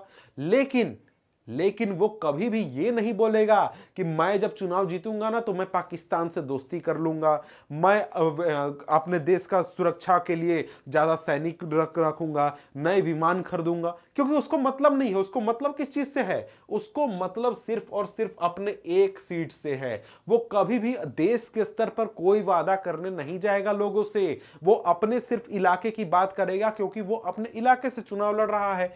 समझ गए। अब इसके वजह से क्या होगा कि पूरे देश के स्तर पर देश कैसे चलेगा, देश में विदेश नीति कैसे होगी, देश की सुरक्षा कैसे होगी, देश में किसी विदेशी कंपनियों को आने देना है या नहीं, इस तरीके के मुद्दे पर कोई बात नहीं करने पाएगा, क्योंकि उस जगह पर काम करने के लिए कोई नहीं होगा। और ये काम करते हैं कौन? Political parties. चाहे वो चुनाव में जीते या हारे, अगले चुनाव की तैयारी वो हमेशा करते रहते हैं और वो अपना एक प्लान हमेशा से तैयार रखते हैं कि भाई देश में हम अगर चुनाव जीत गए तो हमको विदेश में किस देश के साथ दोस्ती करनी है, किसके साथ नहीं करनी है, देश की सुरक्षा के लिए क्या करना है, नहीं करना है, उसके लिए पॉलिटिकल पार्टीज हमेशा से प्लान हमेशा तैयार रखते हैं। ठीक है।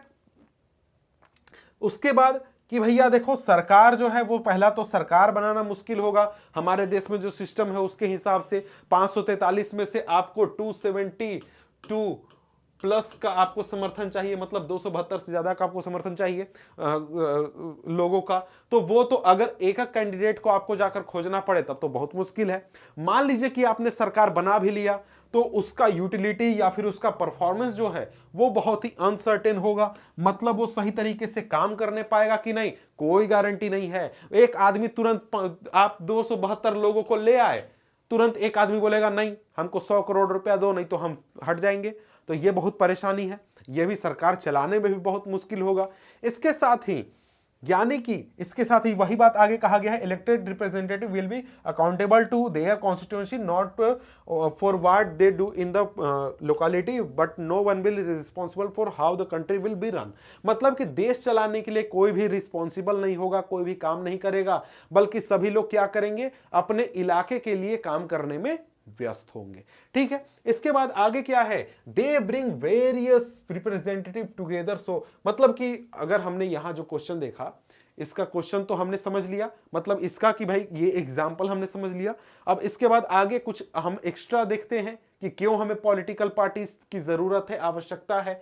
तो पॉलिटिकल पार्टीज क्या करती हैं, अलग अलग रिप्रेजेंटेटिव को एक साथ लाती हैं ताकि एक रिस्पॉन्सिबल गवर्नमेंट बन सके और रिस्पॉन्सिबल गवर्नमेंट सही तरीके से काम भी कर सके।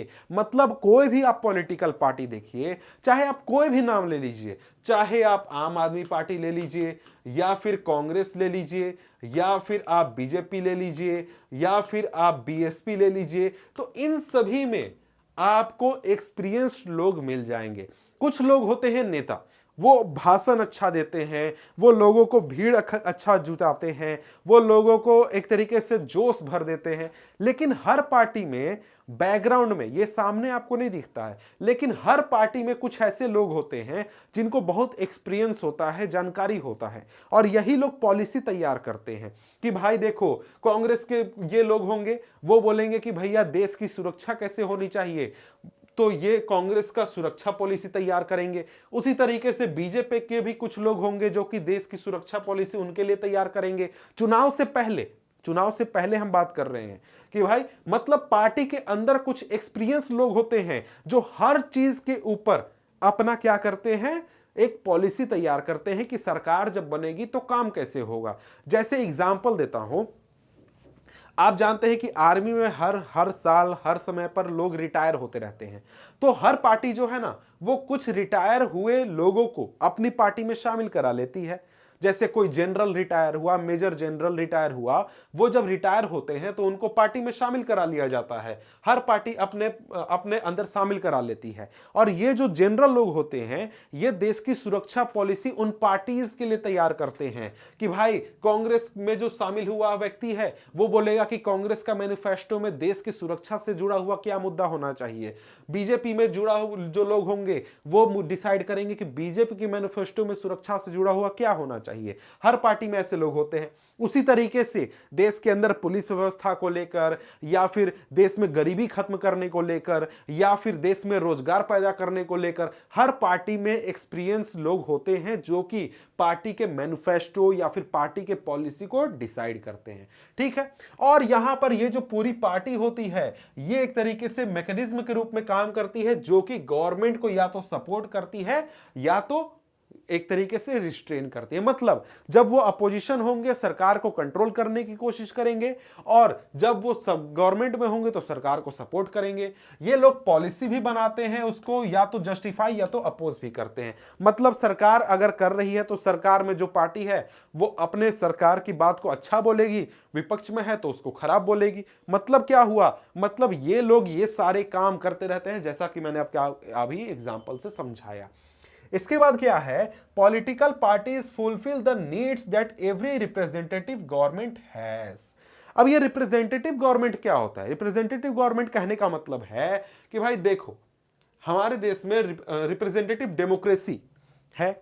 मतलब क्या है, हमारे देश में आबादी है 140 करोड़, तो यहां पर हर मुद्दे के लिए तो 140 करोड़ लोगों से पूछा नहीं जाता है।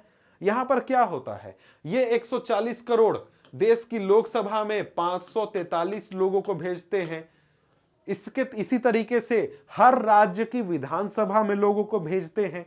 अब ये जो 543 लोग हैं, ये इन 140 करोड़ लोगों के बदले में डिसीजन लेते हैं।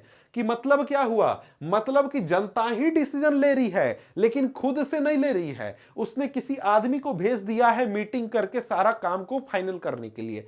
हर देश के हर इलाके से आते हैं ये 543 लोग, और प्लस में 2 और मेंबर होते हैं एंग्लो इंडियन। तो ये सभी लोग क्या करते हैं, बैठकर डिसीजन लेते हैं कि देश कैसे चलेगा, देश में क्या होगा। मतलब क्या है, इनडायरेक्टली भारत की 140 करोड़ जनता डिसीजन ले रही है। अब ये जो सिस्टम है रिप्रेजेंटेटिव डेमोक्रेसी का सिस्टम, इसमें जो भी चीज चाहिए, जो भी हमको रिक्वायरमेंट है, वो पॉलिटिकल पार्टी फुलफिल कर देती है। जैसे लोगों को चुनकर लाने का प्रक्रिया पॉलिटिकल पार्टी ने फुलफिल कर दिया, देश के लिए पॉलिसी बनाने का तरीका पॉलिटिकल पार्टी ने फुलफिल कर दिया। और भी कोई रिक्वायरमेंट है, लोगों की बात को सरकार तक पहुंचाने का तरीका, यह भी पॉलिटिकल पार्टी कर देती है। कैसे भाई, विपक्ष में है, जनता की बात नहीं सुनी जा रही है, वो तुरंत आंदोलन कर देगा कि भाई सरकार जो है वो है ना तानाशाह हो चुकी है, सरकार जनता की बात नहीं सुन रही है, जनता के खिलाफ जा रही है। आपने भी टीवी पर कई सारे धरने प्रदर्शन देखे होंगे, वो क्या एक तरीके से दिखाते हैं, वो यही दिखाते हैं कि जो जनता है 140 करोड़, इसकी बात जब भी नहीं सुनी जाएगी, जो अपोजिशन पार्टी है वो क्या करेगी, सरकार तक अपनी बात को पहुंचाएगी और वहां तक रखेगी। देश के किसी भी हिस्से में कोई भी तकलीफ होगी, कोई भी परेशानी होगी, तो यहां पर इसमें से जो एक व्यक्ति है उस इलाके का, वो उस इलाके की बात को संसद तक पहुंचा देगा, यानी कहां तक, सरकार तक पहुंचा देगा। इससे क्या होगा, इससे होगा कि जो सरकार है उस तक सारी बात पहुंच रही है, किसी की भी बात छुपी हुई या फिर दबी हुई नहीं है। ऐसा नहीं हो सकता है कि किसी इलाके के लोगों को दबाया जा सकता है। ठीक है, आगे यहां पर क्या कहा जा रहा है, political parties help in representing different views on different issues to the government. मतलब क्या होता है, पॉलिटिकल पार्टीज की वजह से जो देश के अलग अलग समाज के लोग, अलग अलग तबके के लोग, अलग अलग आपको इलाके के लोग, अलग अलग विचार वाले लोग आते हैं, संसद में बैठते हैं, या फिर सरकार तक डायरेक्टली बात भी पहुंचाते हैं। तो पॉलिटिकल पार्टीज डेमोक्रेसी में, आज के डेमोक्रेसी में बहुत ही इंपॉर्टेंट रोल अदा करते हैं। इसके बाद यहां पर आगे मैंने एक एनसीईआरटी का पारा उठाया जो कि मुझे लगा काफी इंपॉर्टेंट है, इसलिए इसको मैं आगे कर देता हूं, पढ़ा देता हूं। आगे क्या कहा जा रहा है, the rise of political parties is directly linked to the emergence of representative democracy. As we have seen, large societies need representative democracy. As society become large and complex, they also need some agency to gather different views on various issues and to present these to the government. वही बात है जो मैंने अभी आपको समझाया कि भाई देखो क्या हो रहा है कि रिप्रेजेंटेटिव डेमोक्रेसी क्यों लाया जाता है, जब सोसाइटी बहुत बड़ी हो जाती है, बहुत ही कॉम्प्लेक्स हो जाती है। तो भाई हम लोग का देश कॉम्प्लेक्स है या नहीं है? जी हां, बिल्कुल है। 140 करोड़ आबादी है। इसके अलावा बात करें तो राज्य इतने सारे हैं, राज्य में भी कई सारे क्षेत्र अलग अलग हैं, भाषाएं इतनी सारी बोली जाती हैं, इतने धर्म के लोग रहते हैं, इतने इलाके में लोग रहते हैं। तो हमारे देश का सोसाइटी जो है वो बहुत ही लार्ज है और साथ में बहुत ही कॉम्प्लेक्स है। तो यहां पर क्या होता है, यहां पर हमारे देश में हर इलाके से, हर तबके, हर भाषा, हर धर्म, हर क्षेत्र, हर जाति के लोगों की बात को सरकार तक पहुंचाने के लिए ये जो पॉलिटिकल पार्टी होते हैं ये काफी इंपॉर्टेंट रोल अदा करते हैं। समझ गए? पार्टी बहुत ही इंपॉर्टेंट हिस्सा हो चुकी है रिप्रेजेंटेटिव डेमोक्रेसी का। अब यहां पर देखिए, यहां पर ये हमारे लिए अच्छा क्यों है? क्योंकि कोई ना कोई हमेशा तो तरीका खोजना ही था जिसके जरिए आम जनता की बात सरकार तक पहुंच सके, चाहे वो आपका किसी भी भाषा, धर्म, इलाके से हो, उसकी बात सरकार तक पहुंच सके और सरकार एक तरीके से अच्छी तरीके से एफिशिएंटली काम कर सके। उसमें ये जो पॉलिटिकल पार्टी हैं ये काफी मदद कर देते हैं। और साथ में पॉलिटिकल पार्टी एक तरीके से एक ऐसा मैकेनिज्म तैयार करते हैं जिसके जरिए सरकार को या तो सपोर्ट या फिर रिस्ट्रेन किया जा सकता है। मतलब सरकार को या तो कंट्रोल किया जा सकता है या फिर सरकार को सपोर्ट किया जा सकता है। और जब सरकार कोई भी पॉलिसी बनाती है उसको या तो सही ठहराया जा सकता है या फिर अपोज किया जा सकता है। मतलब ये तो चीज हमने देख लिया था कि सरकार के ऊपर विपक्ष जो है वो लगाम लगाने की कोशिश करता है, उसके समर्थन में लोग जो हैं वो एक तरीके से बात करते हैं। इसके बाद आगे क्या है? आगे यहां पर क्या कहा जा रहा है? आगे कहा जा रहा है political parties fulfil these needs that every representative government has.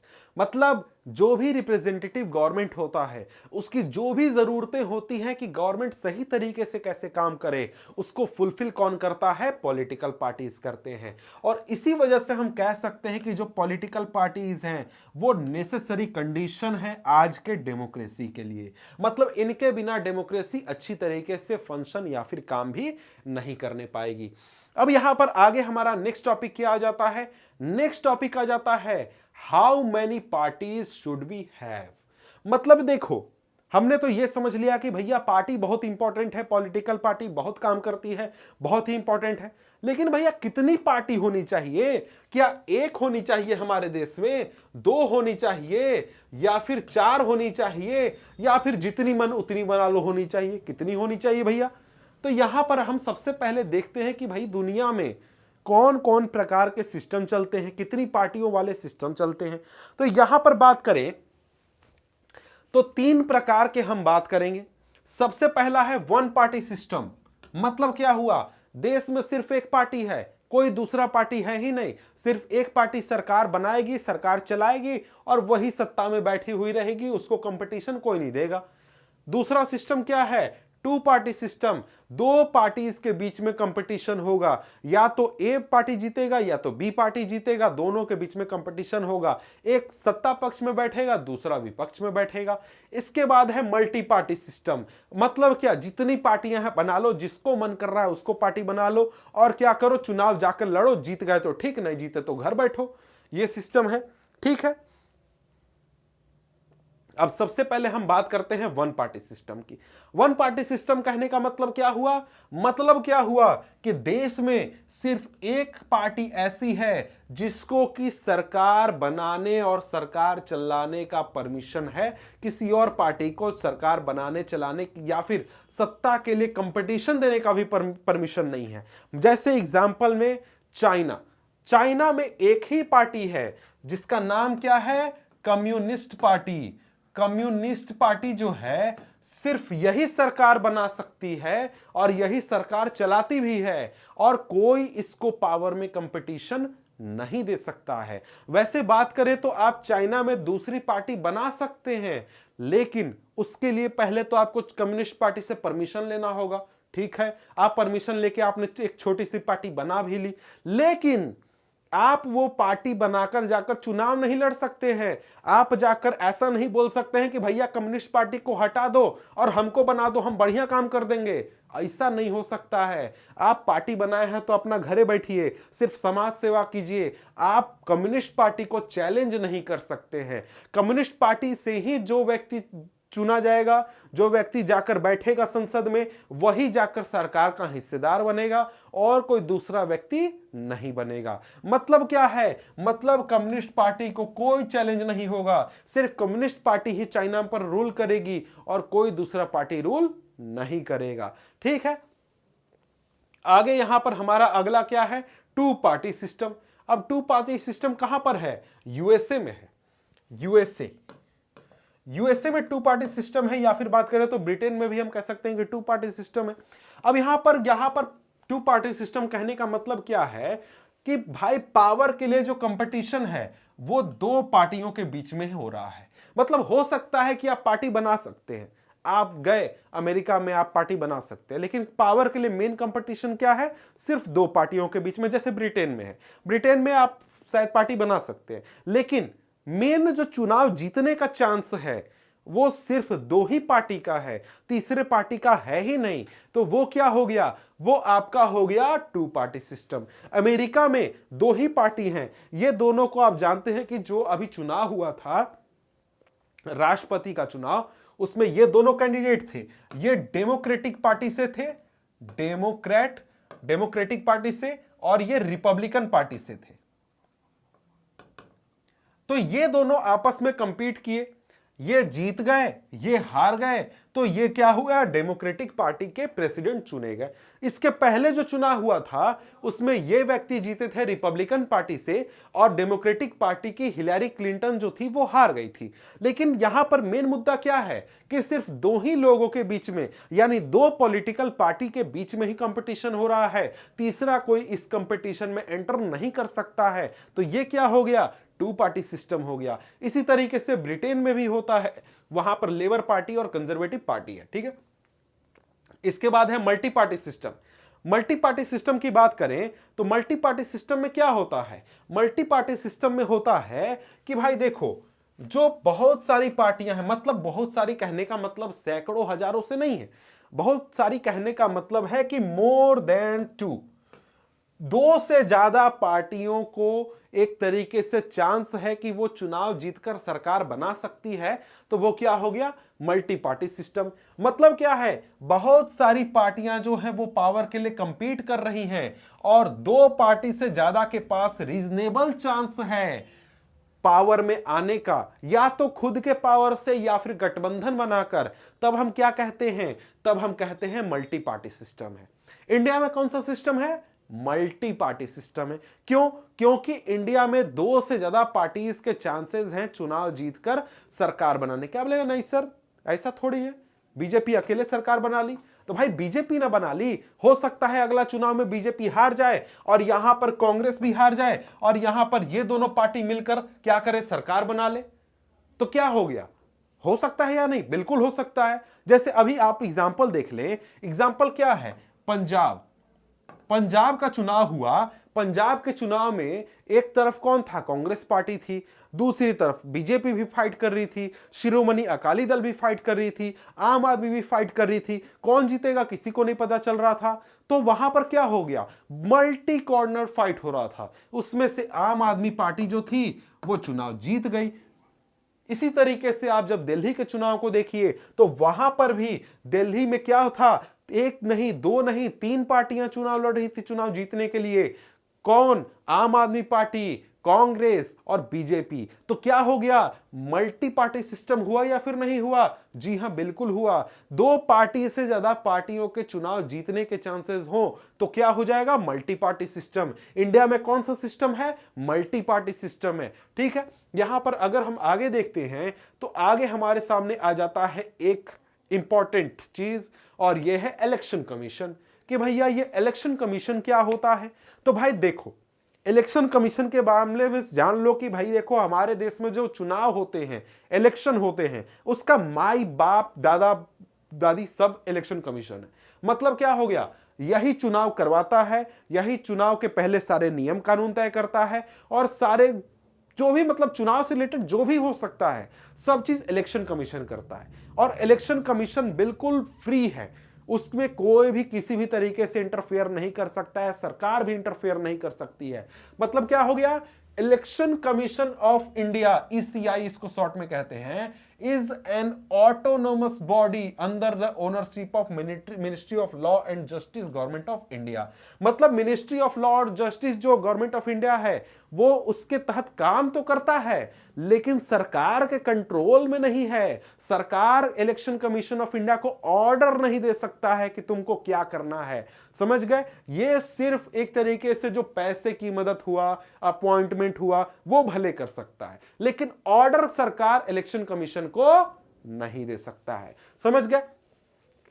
यानी कि इसको बनाया गया है हमारे कॉन्स्टिट्यूशन से, और ये एक तरह प्रकार का क्या है, कॉन्स्टिट्यूशनल बॉडी है, कॉन्स्टिट्यूशनल संस्था है। और इसका काम क्या होता है? इसका काम होता है फ्री और फेयर इलेक्शन कराना हमारे देश में, कि भाई जो इलेक्शन है वो बिल्कुल फ्री और फेयर हो, किसी भी तरीके का घालमेल नहीं हो। और यहां पर हमारे कॉन्स्टिट्यूशन में जो आर्टिकल 324 है वो क्या करता है, वो इस इलेक्शन कमीशन को पावर देता है सुपरिटेंडेंस का, डायरेक्शन का, कंट्रोल ऑफ इलेक्शन का। और ये मतलब क्या हुआ, मतलब सीधा सीधा समझो यार कि जो हमारे देश में लोकसभा का चुनाव होता है, विधानसभा चुनाव होता है, प्रेसिडेंट का चुनाव होता है, वाइस प्रेसिडेंट का चुनाव होता है, इन सारे चुनावों को करवाने की जिम्मेदारी के लिए जितने भी पावर हो सकते हैं सब इलेक्शन कमीशन के पास हैं। और उसमें कोई भी छेड़छाड़ नहीं कर सकता है और उसको कोई ऑर्डर नहीं दे सकता है। वो अपने हिसाब से जब मन करेगा तब चुनाव का डेट रख देगा, चुनाव के लिए कौन मतलब कितने चरणों में होगा, कैसे होगा, कब गिनती होगी, कैसे चुनाव की प्रक्रिया होगी, सारा चीज कौन करेगा, इलेक्शन कमीशन करेगा। ठीक है। इसके बाद इलेक्शन कमीशन का एक और काम यह होता है जो कि पार्टी से रिलेटेड होता है। यह होता है कि जितनी भी पार्टी हैं हमारे देश में, चाहे वो छोटी पार्टी हो, बड़ी पार्टी हो, कोई भी पार्टी हो, वो पार्टी जाकर रजिस्टर होती है किसके पास, इलेक्शन कमीशन के पास। मतलब कि भैया देखो, आपको होता है ना कि मान्यता लेना है कि हाँ चलो भाई नाम लिखवा देते हैं, तो वो कहां होता है, इलेक्शन कमीशन के पास। कोई भी पार्टी चुनाव लड़ने के लिए कब एलिजिबल होगी, जब वो इलेक्शन कमीशन के पास अपना नाम रजिस्ट्रेशन करवाएगी, यानी कि रजिस्ट्रेशन करवाकर उसके पास जाकर अपने आप को सर्टिफाइड करवाएगी कि हाँ हाँ हमको सर्टिफिकेट मिल गया। ठीक है। जो कमीशन होता है, इलेक्शन कमीशन, ये क्या करता है, ये हमेशा कोशिश करता है कि हमारे देश में जो चुनाव हो वो फ्री एंड फेयर हो, किसी के साथ भेदभाव ना हो, किसी को ज्यादा वैल्यू ना मिले, किसी को कम ना मिले, सभी को इक्वल ट्रीटमेंट मिले। ठीक है। लेकिन क्योंकि इलेक्शन कमीशन ये देखता है कि देश में कुछ पार्टियां ऐसी हैं जिनको की जनता बहुत समर्थन दे रही है और कुछ को जनता पूछती भी नहीं है, ये लोग सिर्फ नाम लिखवाकर घर में जाकर सो गया है, तो सब लोगों को बराबर कैसे वैल्यू मिलेगा। तो यहां पर क्या करती है कि कुछ ऐसी पार्टियां हैं जिनको जनता का सही मात्रा में समर्थन मिलता है, उसको ये स्पेशल प्रिविलेज देती है, स्पेशल फैसिलिटीज देती है।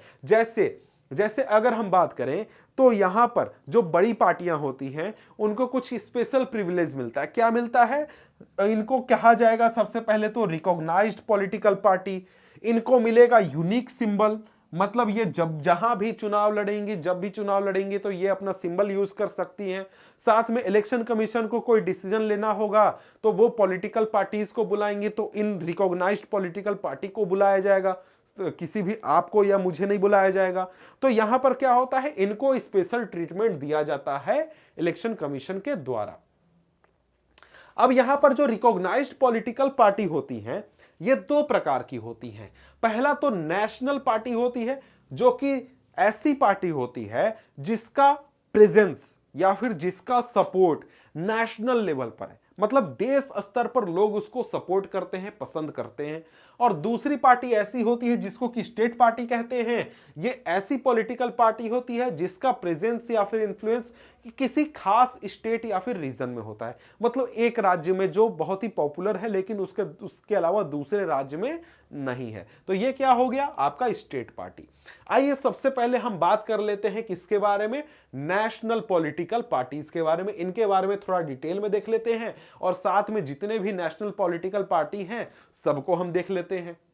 तो ऊपर हमने नेशनल पॉलिटिकल पार्टी के बारे में जाना कि वो एक ऐसी पार्टी होती है जिसको कि नेशनल लेवल पर यानी कि देश के स्तर पर उसका प्रेजेंस होता है, उसको लोग सपोर्ट करते हैं, लोग वोट देते हैं। तो भैया नेशनल पॉलिटिकल पार्टी बनने के लिए जो हमारे यहाँ का इलेक्शन कमीशन है उसने कुछ क्राइटेरिया रखा है। मतलब कि कोई भी पार्टी तो अगर क्लेम कर सकती है कि भाई मेरा प्रेजेंस जो है ना वो एक राज्य में नहीं पूरे देश में है, तो किसी भी पार्टी को नेशनल पॉलिटिकल पार्टी का दर्जा कैसे मिलेगा। उसके लिए हमारे यहाँ की इलेक्शन कमीशन ने क्राइटेरिया बना दिया कि भाई जो भी पार्टी, कोई भी पार्टी अगर उसको जब भी लोकसभा का चुनाव हो उसमें अगर 6% वोट मिल जाता है, मतलब जितना वोट पड़ा, जितना लोकसभा के चुनाव में वोट पड़ा उसका 6% वोट अगर किसी पार्टी को मिल जाए और साथ में वो क्या करे, लोकसभा के इलेक्शन में 4 सीटें जीत ले, तो वो क्या हो जाएगी, नेशनल पॉलिटिकल पार्टी का उसको दर्जा मिल जाएगा और वो रिकॉग्नाइज्ड पॉलिटिकल पार्टी बन जाएगी एट अ नेशनल लेवल। ठीक है। या फिर मान लीजिए लोकसभा के इलेक्शन में 6% वोट नहीं मिलते हैं, उसके बदले में अगर किसी पार्टी को चार असेंबली इलेक्शन में 4 राज्यों की विधानसभा के चुनाव में 6% वोट मिलता है और साथ में 4 सीटें मिल जाती हैं, लोकसभा की 4 सीटें, तो क्या होगा, फिर भी उसको क्या कर लिया जाएगा, मान लिया जाएगा as the national political party. Lok Sabha के चुनाव में या तो 6% या फिर 4 राज्यों के चुनाव में, विधानसभा चुनाव में 6%, और साथ में क्या चाहिए, साथ में चाहिए 4 लोकसभा की सीटें, तो क्या होगा, कोई भी पार्टी नेशनल पॉलिटिकल पार्टी बन जाएगी। ठीक है। इसके बाद अगर आगे देखें तो यहां पर हम कुछ देखने वाले हैं जो इंपॉर्टेंट नेशनल पॉलिटिकल पार्टी है, उनके बारे में हम डिटेल में जानेंगे। तो आइए इनके बारे में हम थोड़ा सा क्या करते हैं, पढ़ लेते हैं। सबसे पहला पॉलिटिकल पार्टी कौन सा है, यह है all India Trinamool Congress, AITC। अब यहां पर इसका लोगो देख सकते हैं और साथ में इसके लीडर को भी देख सकते हैं, ममता बनर्जी। इनको तो आप जानते ही होंगे, पश्चिम बंगाल की ये मुख्यमंत्री हैं। अब यहां पर बात करें तो जितने भी आपके नेशनल पॉलिटिकल पार्टीज हैं ये बहुत ही इंपॉर्टेंट हो जाते हैं, क्योंकि इनसे बहुत सारे क्वेश्चन बनते हैं, जो कि हमने बात किया है कहां पर, जो हमारा वीडियो है इंपॉर्टेंट क्वेश्चंस वाला वीडियो, उसमें। तो यहां पर क्या करते हैं, इनके बारे में, सभी पॉलिटिकल पार्टीज के बारे में शॉर्ट में मैं बताते चलता हूं और इसको मैं आगे बढ़ूंगा, क्योंकि इसको आपको याद करना है। याद कीजिएगा तभी आप आसानी से आंसर करने पाइएगा। अब ये पार्टी बनी कब थी, ये बनी थी आपका 1 जनवरी 1998 में ये लॉन्च हुई थी। और इनके लीडर कौन है, लीडर है ममता बनर्जी, जिनकी तस्वीर आप यहां पर देख सकते हैं। इसको 2016 में नेशनल पार्टी के रूप में मान्यता मिली है और साथ में इस पार्टी का सिंबल फ्लावर और ग्रास है, यहां पर आप इस सिंबल को देख सकते हैं। इसके साथ ही ये जो पार्टी है इसकी आइडियोलॉजी में सेकुलरिज्म और फेडरलिज्म है। ये पावर में है वेस्ट बंगाल में 2011 से, और इसके अलावा इस पार्टी का प्रेजेंस अरुणाचल प्रदेश, मणिपुर और त्रिपुरा में है।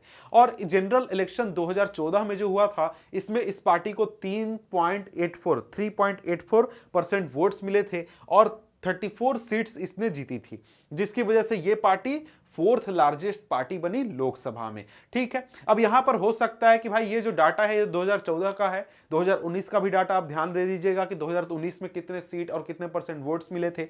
इसके बाद है अगली पार्टी कौन सी, बहुजन समाज पार्टी। बहुजन समाज पार्टी को आप जानते हैं, हाथी इसका चुनाव चिन्ह है और साथ में मायावती जी इसकी मुखिया है या फिर हम लीडर कह सकते हैं। ठीक है। ये पार्टी कब बनी थी, ये पार्टी बनी थी 1984 में और इसको बनाया किसने था, काशीराम ने बनाया था, काशीराम जी ने बनाया था। और ये जो पार्टी है, इस पार्टी के आइडियोलॉजी से काफी सारे प्रश्न पूछे जाते हैं कि ये जो पार्टी है ये रिप्रेजेंट और सिक्योर करना चाहती है पावर बहुजन समाज के लिए, यानी जो दलित लोग हैं, जो आदिवासी समाज है, ओबीसी हैं और जो रिलीजियस माइनॉरिटी है, इनकी बेहतरी के लिए ये पार्टी काम करना चाहती है। और साथ में जो हमारे समाज के दलित और ऑप्रेस्ड पीपल हैं, ये वर्ड भी यूज किया जाता है, उनके लिए भी ये पार्टी खड़ी होती है। तो क्वेश्चन एग्जामिनेशन में सिंपली पूछ दिया जाता है कि भाई देखिए, आप बहुजन समाज पार्टी के विचारों की बात बताइए, ये इसकी क्या विचारधारा है, या फिर पूछ दिया जाएगा कि वो कौन सी पार्टी है जो कि दलित और ऑप्रेस्ड पीपल की भलाई की बात करती है। इस तरीके से भी प्रश्न पूछ दिए जाते हैं। इस पार्टी का प्रेजेंस कहां पर है, प्रेजेंस है उत्तर प्रदेश में, इसके अलावा मध्य प्रदेश, छत्तीसगढ़, उत्तराखंड, दिल्ली और पंजाब में भी इस पार्टी का प्रेजेंस है। और ये जो पार्टी है ये यूपी में कई बार सरकार बना चुकी है और एक बार खुद से और दूसरी बार शायद दूसरी पार्टियों के समर्थन से ये सरकार बना और चला चुकी है। अगली पार्टी कौन सी है, अगली पार्टी है भारतीय जनता पार्टी। इसके बारे में तो आप जानते ही होंगे कि अभी हमारे देश में भारतीय जनता पार्टी की ही सरकार है और ये इस जो नरेंद्र मोदी है इस पार्टी के अध्यक्ष लीडर हैं, नेता हैं और ये हमारे देश के अभी प्रधानमंत्री हैं। ये पार्टी बनी थी कब? 1980 में। 1980 में ये पार्टी बनी थी भारतीय जनता पार्टी के नाम से, लेकिन उसके पहले ये पार्टी मुख्यतः बनाई गई थी 1951 में श्यामा प्रसाद मुखर्जी के द्वारा, और उस समय इस पार्टी का नाम था जनसंघ, भारतीय जनसंघ। अब यहां पर यह हुआ था कि जब 1951 में यह पार्टी बनी तो आगे चलकर 1977 में 1977 में क्या हुआ था कि भारतीय जनसंघ का विलय कर दिया गया था, मिला दिया गया था जनता पार्टी में। जब जनता पार्टी की सरकार बन रही थी तब, उसके बाद 1980 में जो लीडर थे जनसंघ के वो अलग हुए और उन्होंने नई पार्टी बनाई जिसका नाम क्या था? भारतीय जनता पार्टी। अब यहां पर ये जो पार्टी है इसके बारे में भी काफी प्रश्न पूछे जाते हैं कि भाई ये पार्टी की आइडियोलॉजी बताइए, या फिर आइडियोलॉजी दे देगा और पूछेगा कि कौन सी पार्टी है वो। अब इस पार्टी के बारे में क्या बात होता है, इस पार्टी की आइडियोलॉजी क्या है? इस पार्टी की आइडियोलॉजी है wants to build a strong and modern India by drawing inspiration from India's ancient culture and values and Deendayal Upadhyay ideas of integral humanism and Antyodaya. मतलब क्या हुआ? मतलब हुआ कि भारत के एंशिएंट कल्चर और वैल्यूज से इंस्पिरेशन लेकर इंडिया को स्ट्रॉन्ग और मॉडर्न इंडिया के रूप में बनाना। मतलब इंडिया का डेवलपमेंट होगा लेकिन पुराने हिस्ट्री को इंस्पिरेशन के रूप में लेते हुए। साथ में यह पार्टी कल्चरल नेशनलिज्म को भी फॉलो करती है, यानी जिसको कि हम हिंदुत्व के नाम से भी जानते हैं। यह भी काफी इसका इंपॉर्टेंट एलिमेंट है इस पार्टी का।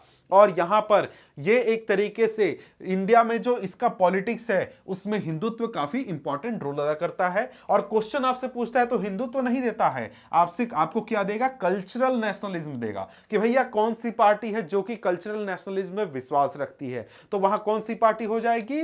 भारतीय जनता पार्टी। तो सभी पार्टी इसके जो आइडियोलॉजी है, फाउंडर हैं, कब फाउंड हुआ, ये सारी बातें आप ध्यान रखिएगा। इसके बाद किया जाए तो ये जो पार्टी है शुरुआत में लिमिटेड थी नॉर्थ और वेस्ट रीजन में इंडिया के, और खासकर शहरों में। लेकिन ये जो पार्टी है ये पार्टी काफी आजकल पॉपुलर हो चुकी है साउथ इंडिया में, ईस्ट में, नॉर्थ ईस्ट में, लगभग इंडिया के सभी इलाकों में पॉपुलर हो चुकी है और ये काफी पॉपुलर है। और 2014 में जो लोकसभा इलेक्शन हुआ था इसमें ये लार्जेस्ट पार्टी बनी और इस पार्टी ने करीब 282 सीटें जीती थी।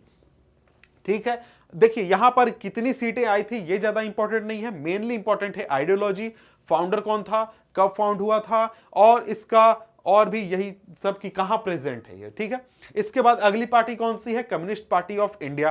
कम्युनिस्ट पार्टी ऑफ इंडिया जो है सीपीआई, इसको जिस नाम से सीपीआई के नाम से भी जानते हैं, ये पार्टी बनी थी 1925 में, यानी कि हमारे देश की आजादी से पहले। और ये जो पार्टी है मार्क्सिज्म और लेनिनिज्म में विश्वास रखती है। मतलब क्या हुआ? मतलब जो कार्ल मार्क्स थे और जो लेनिन थे उनकी आइडियोलॉजी में यह पार्टी विश्वास रखती है, उनकी विचारधारा को फॉलो करती है। मार्क्स के बारे में आप जानते हैं कि जो कम्युनिज्म का विचार है वो मार्क्स द्वारा दिया गया था, और जो लेनिन थे वो जो सोवियत रूस था उसके फाउंडर थे। ठीक है, और इसके अलावा ये पार्टी सेकुलरिज्म और डेमोक्रेसी में भी बिलीफ रखती है। तो सभी पार्टी के आपको आइडियोलॉजी ध्यान रखनी है। और साथ में ये पार्टी क्या करती है? सेसेशनिज्म और कम्युनलिज्म, यानी कि जो धार्मिक कट्टरता है उसके खिलाफ ये बात करती है। और साथ में ये जो पार्टी है पार्लियामेंट्री डेमोक्रेसी को एक तरीके से यूज करना चाहती है। किस चीज के लिए? कि हमारे देश में जो वर्किंग क्लास है, फार्मर्स हैं और जो पुअर हैं, उनको क्या किया जाए? उनकी बेहतरी की जाए, उनकी सिचुएशन को सुधारा जाए, उनके लाइफ को ज्यादा बेहतर बनाया जाए। इस पार्टी का प्रेजेंस है आपका केरल में, वेस्ट बंगाल में, पंजाब में, आंध्र प्रदेश में और तमिलनाडु में। और यहां पर जो 2014 का इलेक्शन हुआ था उसमें इस पार्टी को 1% से भी कम वोट मिले थे और 1 सीट ये पार्टी जीतने पाई थी। ठीक है, इसके बाद आगे बढ़ते हैं अगली पार्टी के बारे में, और ये पार्टी कौन है? Communist party of India, Marxist, CPIM. अब ये जो पार्टी है ना, ये इसी पार्टी से टूटकर बनी है, यानी सीपीआई जो पार्टी है उसी से अलग होकर ये पार्टी बनी है। और ये पार्टी बनी थी कब? 1964 में। अब यहां पर इस पार्टी के कुछ मेंबर्स के बीच में विवाद हो गया था कि भाई पार्टी की विचारधारा क्या होनी चाहिए, उस पर लेकर यह पार्टी 2 टुकड़ों में बट गई और नई पार्टी बनी कौन सी? सीपीआईएम।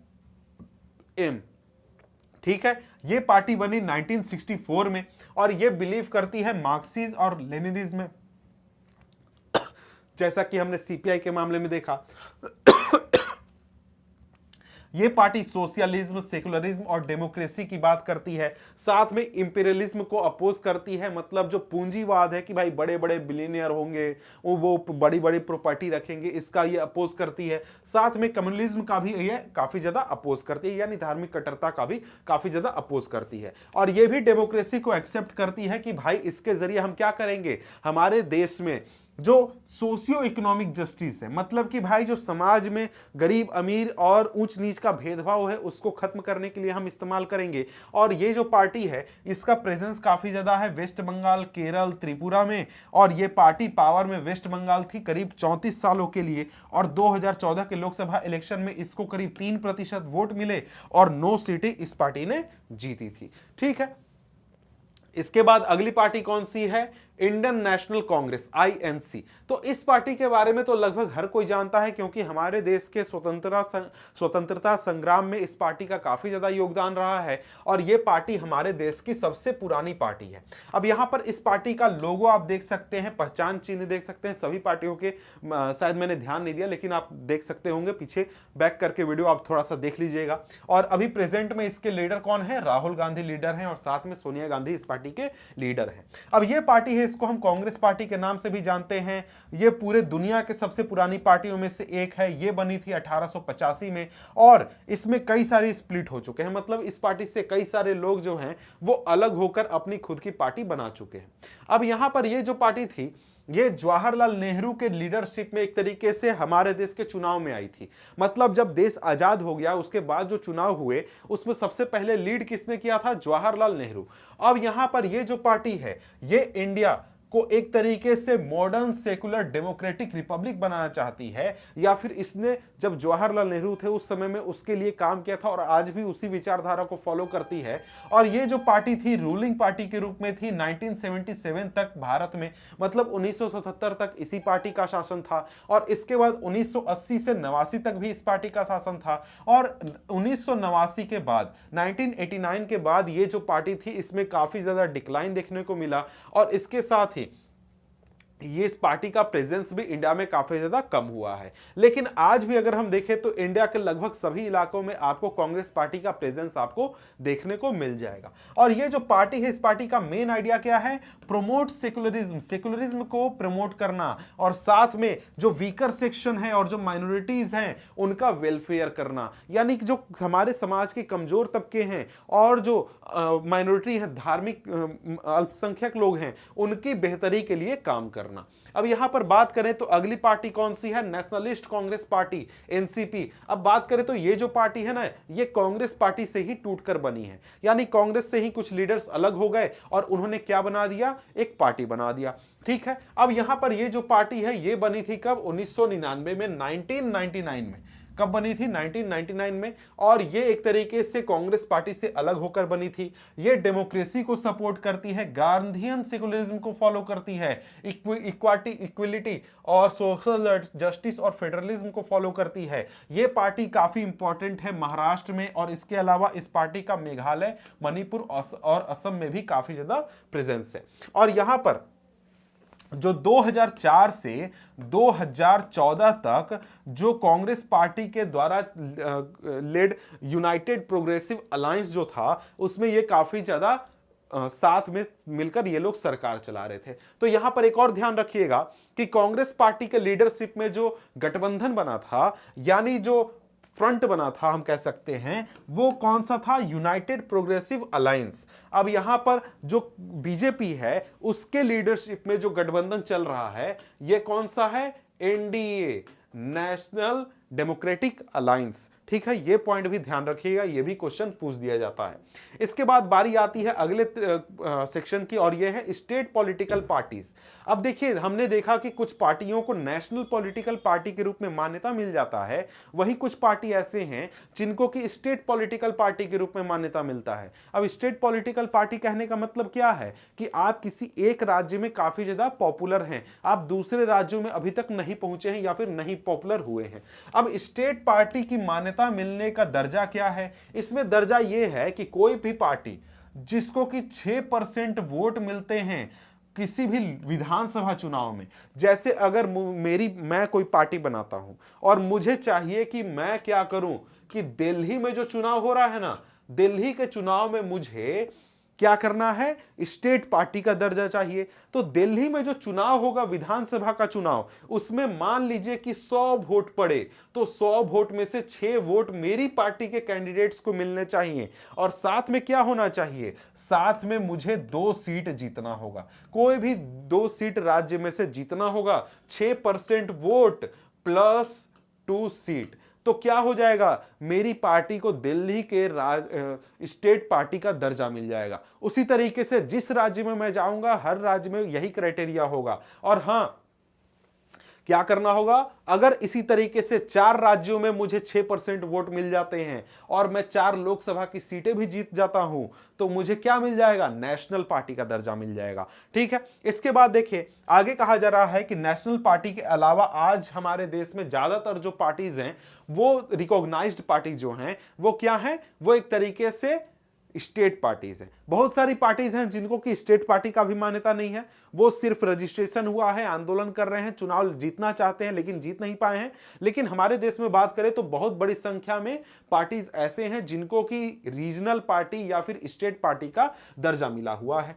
ठीक है, अब यहां पर स्टेट पार्टी की बात करें तो यहां पर डिफरेंट राज्यों के अलग अलग स्टेट पार्टीज का नाम दिया गया है, जो कि आपके बुक में भी दिया गया है। तो ये जो चीज है ना, ये बहुत ही इंपॉर्टेंट है। आपसे सिंपली पूछ देगा कि भैया उत्तर प्रदेश के 2 रीजनल पार्टी का नाम बताइए, बिहार के 2 रीजनल पार्टी का नाम बताइए, जम्मू कश्मीर के रीजनल पार्टी का नाम बताइए, महाराष्ट्र के रीजनल पार्टी का नाम बताइए। तो क्या कीजिए, आपको इसको ध्यान में एक बार रखना है कि भाई किस राज्य में कौन सी पार्टी प्रेजेंट है। मेन जो इंपॉर्टेंट स्टेट है उनके बारे में काफी ज्यादा पूछा जाता है, तो इसको आप ध्यान से क्या कीजिएगा, पढ़ लीजिएगा। अब यहां पर आगे एनसीईआरटी से एक पारा मैंने उठाया है जो कि मुझे लगा काफी इंपॉर्टेंट है, इसलिए मैंने उठाया है। तो यहां पर देख लेते हैं क्या कहा जा रहा है। यहां पर कहा जा रहा है कि ओवर द लास्ट 3 डिकेड्स, पिछले 30 सालों में, the number and strength of these parties has expanded. यानी कि जो स्टेट पार्टीज है ना, उनका प्रेजेंस और उनका पावर काफी ज्यादा इंक्रीज हुआ है। क्यों इंक्रीज हुआ है, क्योंकि ये लोग काफी ज्यादा पॉपुलर हुए हैं, वोट मिले हैं, चुनाव जीते हैं। ये पार्टी कौन सी पार्टी, जो कि स्टेट पार्टीज हैं। स्टेट पार्टीज जो हैं ये काफी ज्यादा पॉपुलर हुए हैं। अब इसकी वजह से क्या हुआ कि हमारे देश का जो पार्लियामेंट है वो क्या हो गया है, पॉलिटिकली मोर डाइवर्स हो गया है। पहले क्या था, पहले कांग्रेस थी या फिर एक और 2 पार्टीज थी, तो उसकी वजह से जो कांग्रेस के लीडर कहते थे वही सब एमपी एमएलए कहते थे। लेकिन अब क्योंकि अलग अलग पार्टीज जीत रहे हैं, तो ये जब संसद पहुंचते हैं तो वहां पर भी अलग अलग समाज के लोग, अलग अलग विचारधारा वाले लोग पहुंचते हैं। साथ में जो विधानसभाएं हैं वहां पर भी यही चीज देखने को मिला। तो इसकी वजह से क्या हुआ कि हमारे देश की संसद में काफी ज्यादा डाइवर्सिटी आई है। अब उसका फायदा एक हम कह सकते हैं या फिर नुकसान भी कह सकते हैं कि कोई भी जो नेशनल पार्टी है, सिंगल नेशनल पार्टी, लोकसभा में खुद के दम पर मेजोरिटी उसको नहीं मिली। क्यों नहीं मिली, क्योंकि बहुत सारी सीटें ये स्टेट पार्टीज जीत रही थी, लोकसभा की सीटें। तो उससे क्या हुआ कि किसी भी एक नेशनल पार्टी को लोकसभा में बहुमत नहीं मिला, जिससे क्या हुआ, जो नेशनल पार्टीज थी उनको क्या करना पड़ा, अलायंसेस बनाने पड़े, या फिर गठबंधन, जिसको कि आप नाम सुनते हैं, गठबंधन बनाने पड़े स्टेट पार्टीज के साथ। इससे क्या हुआ, इससे यह हुआ कि 1996 के बाद हर एक सरकार जो बनी, चाहे आप 1996 की बात करें, 98, 99, 2004, 9, जो भी सरकार बनी, उसमें किसी ना किसी तरीके से जो स्टेट पार्टीज थे वो इन्वॉल्व थे। हर स्टेट पार्टी को कभी ना कभी मौका मिला कि वो सरकार में शामिल हो, गठबंधन बनाकर सरकार का हिस्सा बने। इससे यह हुआ कि जो आपके कोएलिशन गवर्नमेंट थी उसकी वजह से स्टेट पार्टीज को काफी ज्यादा मजबूती भी मिला, क्योंकि भाई वो सेंट्रल गवर्नमेंट का हिस्सा है, सेंट्रल गवर्नमेंट की सरकार उनको कुछ बोलती नहीं है। राज्य सरकार अगर ये स्टेट पार्टीज चला रही हैं तो वहां पर भी ये काफी ज्यादा इनको ऑटोनॉमी मिली, इनको छूट मिला। तो उससे क्या हुआ कि भाई हमारे देश का जो फेडरलिज्म है और डेमोक्रेसी है वो काफी ज्यादा मजबूत हुआ है। मतलब क्या हुआ, मतलब कि भाई तानाशाही को कम करने में इस चीज ने काफी ज्यादा मदद किया है। ठीक है, अब यहां पर हमने स्टेट पार्टीज के बारे में समझ लिया। तो यहां पर अगर हम आगे बढ़ें तो आगे हमारे सामने क्या आ जाता है, चैलेंजेस टू पॉलिटिकल पार्टीज, यानी कि हमारे देश की जो पॉलिटिकल पार्टीज हैं इनके सामने क्या चैलेंजेस हैं, इनमें क्या कमियां हैं, तकलीफ हैं, दुख हैं, ये हम देख लेते हैं। तो यहां पर बात करें तो सबसे पहला चैलेंज और सबसे इंपॉर्टेंट चैलेंज क्या है? लैक ऑफ इंटरनल डेमोक्रेसी, कि हमारे देश में जो पार्टियां चल रही हैं इनमें इंटरनल डेमोक्रेसी भाई बिल्कुल भी नहीं है। चाहे कोई भी पार्टी आप उठा लीजिए, इंटरनल डेमोक्रेसी नहीं है। एक दो पार्टीज होंगी जिनमें होगा, बाकी किसी भी पॉलिटिकल पार्टी में आपको इंटरनल डेमोक्रेसी नहीं मिलेगी। अब ये इंटरनल डेमोक्रेसी कहने का क्या मतलब है? इंटरनल डेमोक्रेसी का मतलब क्या? तो भाई हमारे देश में डेमोक्रेसी है, मतलब क्या? हमारे देश का जो प्रेसिडेंट होगा वो क्या होगा? वो जनता द्वारा चुना जाएगा। हमारे देश का जो प्राइम मिनिस्टर होगा वो क्या होगा? जनता द्वारा चुना जाएगा। जब हम इंटरनल डेमोक्रेसी की बात करते हैं तो मतलब क्या कि भाई पार्टी के अंदर जो इंपॉर्टेंट पद होंगे, जैसे पार्टी के प्रेसिडेंट का पद होगा, पार्टी के सेक्रेटरी का पद होगा, या फिर पार्टी के रीजनल सेक्रेटरी का पद होगा, वो पार्टी के मेंबर्स के द्वारा चुना जाएगा। मतलब क्या? मतलब कि कोई भी तानाशाही या जबरदस्ती कोई पद पर नहीं बैठेगा। लेकिन क्या ऐसा होता है कि पार्टी के लीडर पार्टी के मेंबर्स द्वारा चुने जाते हैं क्या? जी नहीं, हमारे देश में ऐसा नहीं होता है। हमारे देश में क्या होता है कि पॉलिटिकल पार्टीज जो हैं इनके अंदर जो पावर होता है वो कुछ एक या फिर कुछ लीडर्स के पास होती है, बाकी सब लोग जी हजूरी केवल करते हैं। बाकी सब लोगों के पास कोई पावर नहीं होता है, वो पार्टी में कुछ कह नहीं सकते, उनकी बात को नहीं सुना जाता है। तो पार्टीज जो होती हैं वो मेंबरशिप रजिस्टर्स को ओपन नहीं रखती हैं, मतलब कि पब्लिकली नहीं रखती हैं, वो उसको छुपा कर रखती हैं। ऑर्गेनाइजेशन के मीटिंग्स नहीं करवाती हैं। नेताजी बैठ के दिल्ली में बैठ के कुछ कह देते हैं, बाकी सब लोग को सुनना पड़ता है। ऐसा नहीं है कि कोई अगर आप कार्यकर्ता बन जाए तो जाकर अपनी डिमांड नहीं रख सकते, बस आपको ऑर्डर सुनना है, समझ गए? और इंटरनल इलेक्शन रेगुलरली होते भी नहीं है। अगर होते भी हैं तो किसी को चुनाव में उठने नहीं दिया जाता है। सिर्फ एक ही आदमी जो है वो अध्यक्ष बनकर बैठा हुआ रहता है पार्टी का सालों साल तक। और यहां पर बात करें तो इसकी वजह से नुकसान क्या होता है? इसकी वजह से नुकसान होता है कि जो ऑर्डिनरी मेंबर है, यानी कि मान लीजिए कल को आप जाकर किसी पार्टी के लीडर बन जाते हैं, मतलब किसी पार्टी के मेंबर बन जाते हैं, और आप बहुत पसंद करते हैं उस पार्टी को कि भाई पार्टी बहुत अच्छी है, मुझे बहुत पसंद है, लेकिन क्या आपकी बात कोई सुनेगा ही नहीं, आपको कुछ बोलने ही नहीं दिया जाएगा। आप सिर्फ पार्टी के मेंबर हैं, ऊपर से ऑर्डर आएगा केवल कि आपको जाकर धरना देना है। आप खुद से कुछ कह नहीं सकते हैं पार्टी के लीडर को कि भाई आप गलत कर रहे हैं, सही कर रहे हैं, क्या होना चाहिए क्या नहीं होना चाहिए। इससे क्या होता है? इससे यह होता है कि जो ऑर्डिनरी मेंबर्स हैं, जो कि एक कार्यकर्ता बनता है पार्टी का, सिर्फ वो एक तरीके से मजदूरी करता है हम कह सकते हैं, या फिर पार्टी के लिए काम करता है, उसको कभी भी मौका नहीं मिलता है कि वो पार्टी के बड़े पदों पर पहुंचे और बड़े पद पर पहुंच के कभी पार्टी का लीडर बने या फिर पार्टी में कुछ उसको इंपॉर्टेंट पद मिले। यानी क्या हुआ? उसकी बात की कोई अहमियत नहीं होती है, अहमियत कुछ खास लीडर्स की होती है। अब यहां पर क्या होता है कि एक या कुछ लोग के हाथ में पावर कंसंट्रेशन होता है और ये एक तरीके से डेमोक्रेटिक वैल्यूज के खिलाफ है। और यहां पर हम कह सकते हैं कि तानाशाही चल रही है, या फिर हम कह सकते हैं कि सत्ता को हथिया कर कुछ लोग बैठे हुए हैं, और यह काफी अच्छा चीज नहीं है। ठीक है, अब इससे नुकसान यह भी है कि जब ये पार्टी के लीडर जिनके हाथ में पार्टी का पावर है, जब ये टिकट बंटवारा करने जाते हैं, चुनाव लड़वाने जाते हैं, तो अपने परिवार के लोगों को टिकट दे देते हैं या फिर कोई अपने पसंद के लोगों को दे देते हैं। कोई भी आम जो कार्यकर्ता है उसको कभी वैल्यू नहीं मिलता है। आप अपने आसपास चुनाव में कभी भी देखिएगा तो कोई नेता है, कोई पार्टी है, तो उसमें देखिएगा कि उस पार्टी के नेताजी चुनाव लड़े, नेताजी की पत्नी भी लड़ी, उनका बेटा भी लड़ा, साला भी लड़ा, जीजा जी भी लड़े, फूफा जी भी लड़े, सब परिवार के सब एक परिवार के सब आदमी चुनाव लड़ रहे हैं, बाकी लोग खाली झंडा लेके हिला रहे हैं। समझ गए? तो यह चीज काफी ज्यादा बुरी है या फिर हमारे डेमोक्रेसी के लिए अच्छी नहीं है। अगर आप सोचते हैं कि इससे क्या दिक्कत है, तो बहुत दिक्कत है। हमारे डेमोक्रेसी के लिए यह चीज सही नहीं है। अब यहां पर इसी से जुड़ा हुआ हमारा अगला प्रॉब्लम क्या आता है? Challenge of dynastic succession. यानी कि हमने देखा कि क्या एक आदमी के हाथ में पावर है कि वो आदमी पार्टी के ऊपर कब्जा करके बैठा हुआ है। उससे नुकसान क्या है? नुकसान तो चलो ठीक है, वो तो था, वो पार्टी पर कब्जा करके बैठा हुआ था, लेकिन वो जब जाएगा ना तो वो पार्टी को किसी दूसरे को नहीं देगा, वो अपने बेटा को को देकर चला जाएगा। अब पहले आप नेताजी की गुलामी करते थे, अब नेताजी के बेटा जी की गुलामी कीजिए। मतलब क्या होगा? मतलब कि भैया जो पार्टीज हैं उसके अंदर जो आपको कामकाज होगा, जो भी पूरा सिस्टम चलेगा, जो भी अंदर का पूरा फंक्शनिंग होगा, उसको एक आदमी ने कंट्रोल किया, उसके बाद उसके जाने के बाद अगला आदमी कौन बनेगा? उसका बेटा बन जाएगा। बाकी किसी कार्यकर्ता को कभी मौका ही नहीं मिलेगा कि वो क्या करे, पार्टी के अंदर कोई बदलाव करने पाए।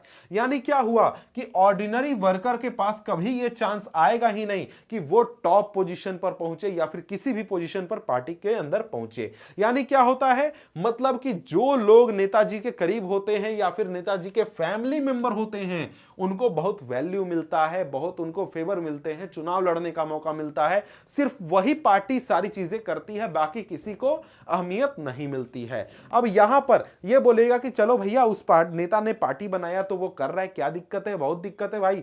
हमारा डेमोक्रेसी है, हमारा सिस्टम है, उसमें कोई एक कंट्रोल करके कैसे बैठ सकता है? समझ गए? अब यहां पर बात करें तो यहां पर एक ऊपर क्या हमने देखा? ऊपर हमने देखा कि भाई इंटरनल डेमोक्रेसी नहीं है, उसकी वजह से क्या हुआ कि एक आदमी पार्टी के ऊपर कब्जा करके बैठा है। लेकिन यहां पर डायनेस्टी भी है कि उस पार्टी के जो लीडर थे, पार्टी के लीडर, तो ये लीडर जो थे वो पहले पार्टी को कंट्रोल करते थे। अब ये लीडर जो थे ये गए, या तो मर गए या फिर रिटायरमेंट ले लिया या कुछ हुआ, तो ये पार्टी को छोड़ेंगे नहीं, मरने के बाद भी नहीं छोड़ेंगे। ये छोड़ किसको जाएंगे? अपने बेटा को देके जाएंगे कि भाई मेरे बाद तुम चलाना पार्टी को, कोई दूसरा कोई नहीं चलाएगा। तो पहले जो ऑर्डिनरी कार्यकर्ता थे वो नेताजी के पीछे घूमते थे, अब नेताजी के बेटा जी के पीछे घूमेंगे। तो ये प्रॉब्लम है हमारे देश की पूरे सिस्टम में या फिर हमारे देश की पार्टियों में। इसके बाद अगला क्या है? Growing role of money and muscle power. तो भाई ये तो आपको पता है कि आज के दुनिया में अगर आपको कुछ चाहिए तो पैसा बहुत इंपॉर्टेंट है। पैसे के बिना आप कुछ भी प्राप्ति नहीं कर सकते हैं, कुछ भी आपको नहीं मिल सकता है। अब ये चीज चुनाव में भी लागू होता है कि चुनाव अगर आपको जीतना है तो चुनाव जीतने के लिए लोग अब पैसा बहुत ज्यादा इस्तेमाल करते हैं, पैसा बहुत ज्यादा खर्च करते हैं, या फिर गुंडागर्दी का भी इस्तेमाल करते हैं, मसल पावर का भी इस्तेमाल करते हैं।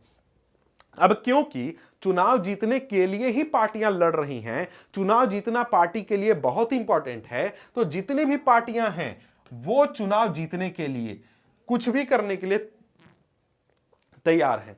चाहे वो पैसा बहुत खर्च करना हो, चाहे वो मसल पावर लगाना हो, बहुत कुछ भी करना हो, चुनाव जीतना ज्यादा इंपॉर्टेंट है, बहुत ज्यादा इंपॉर्टेंट है चुनाव जीतना। चाहे तो गुंडा को, क्रिमिनल को चुनाव में खड़ा कर दो, टिकट दे दो, या फिर किसी पूंजीपति से पैसा ले लो, कोई दिक्कत नहीं है। क्यों? अब बोलेगा सर इसमें दिक्कत क्या? पैसा तो हर जगह खर्चा होता है, चुनाव लड़ने के लिए कोई खर्चा कर दिया तो क्या दिक्कत है?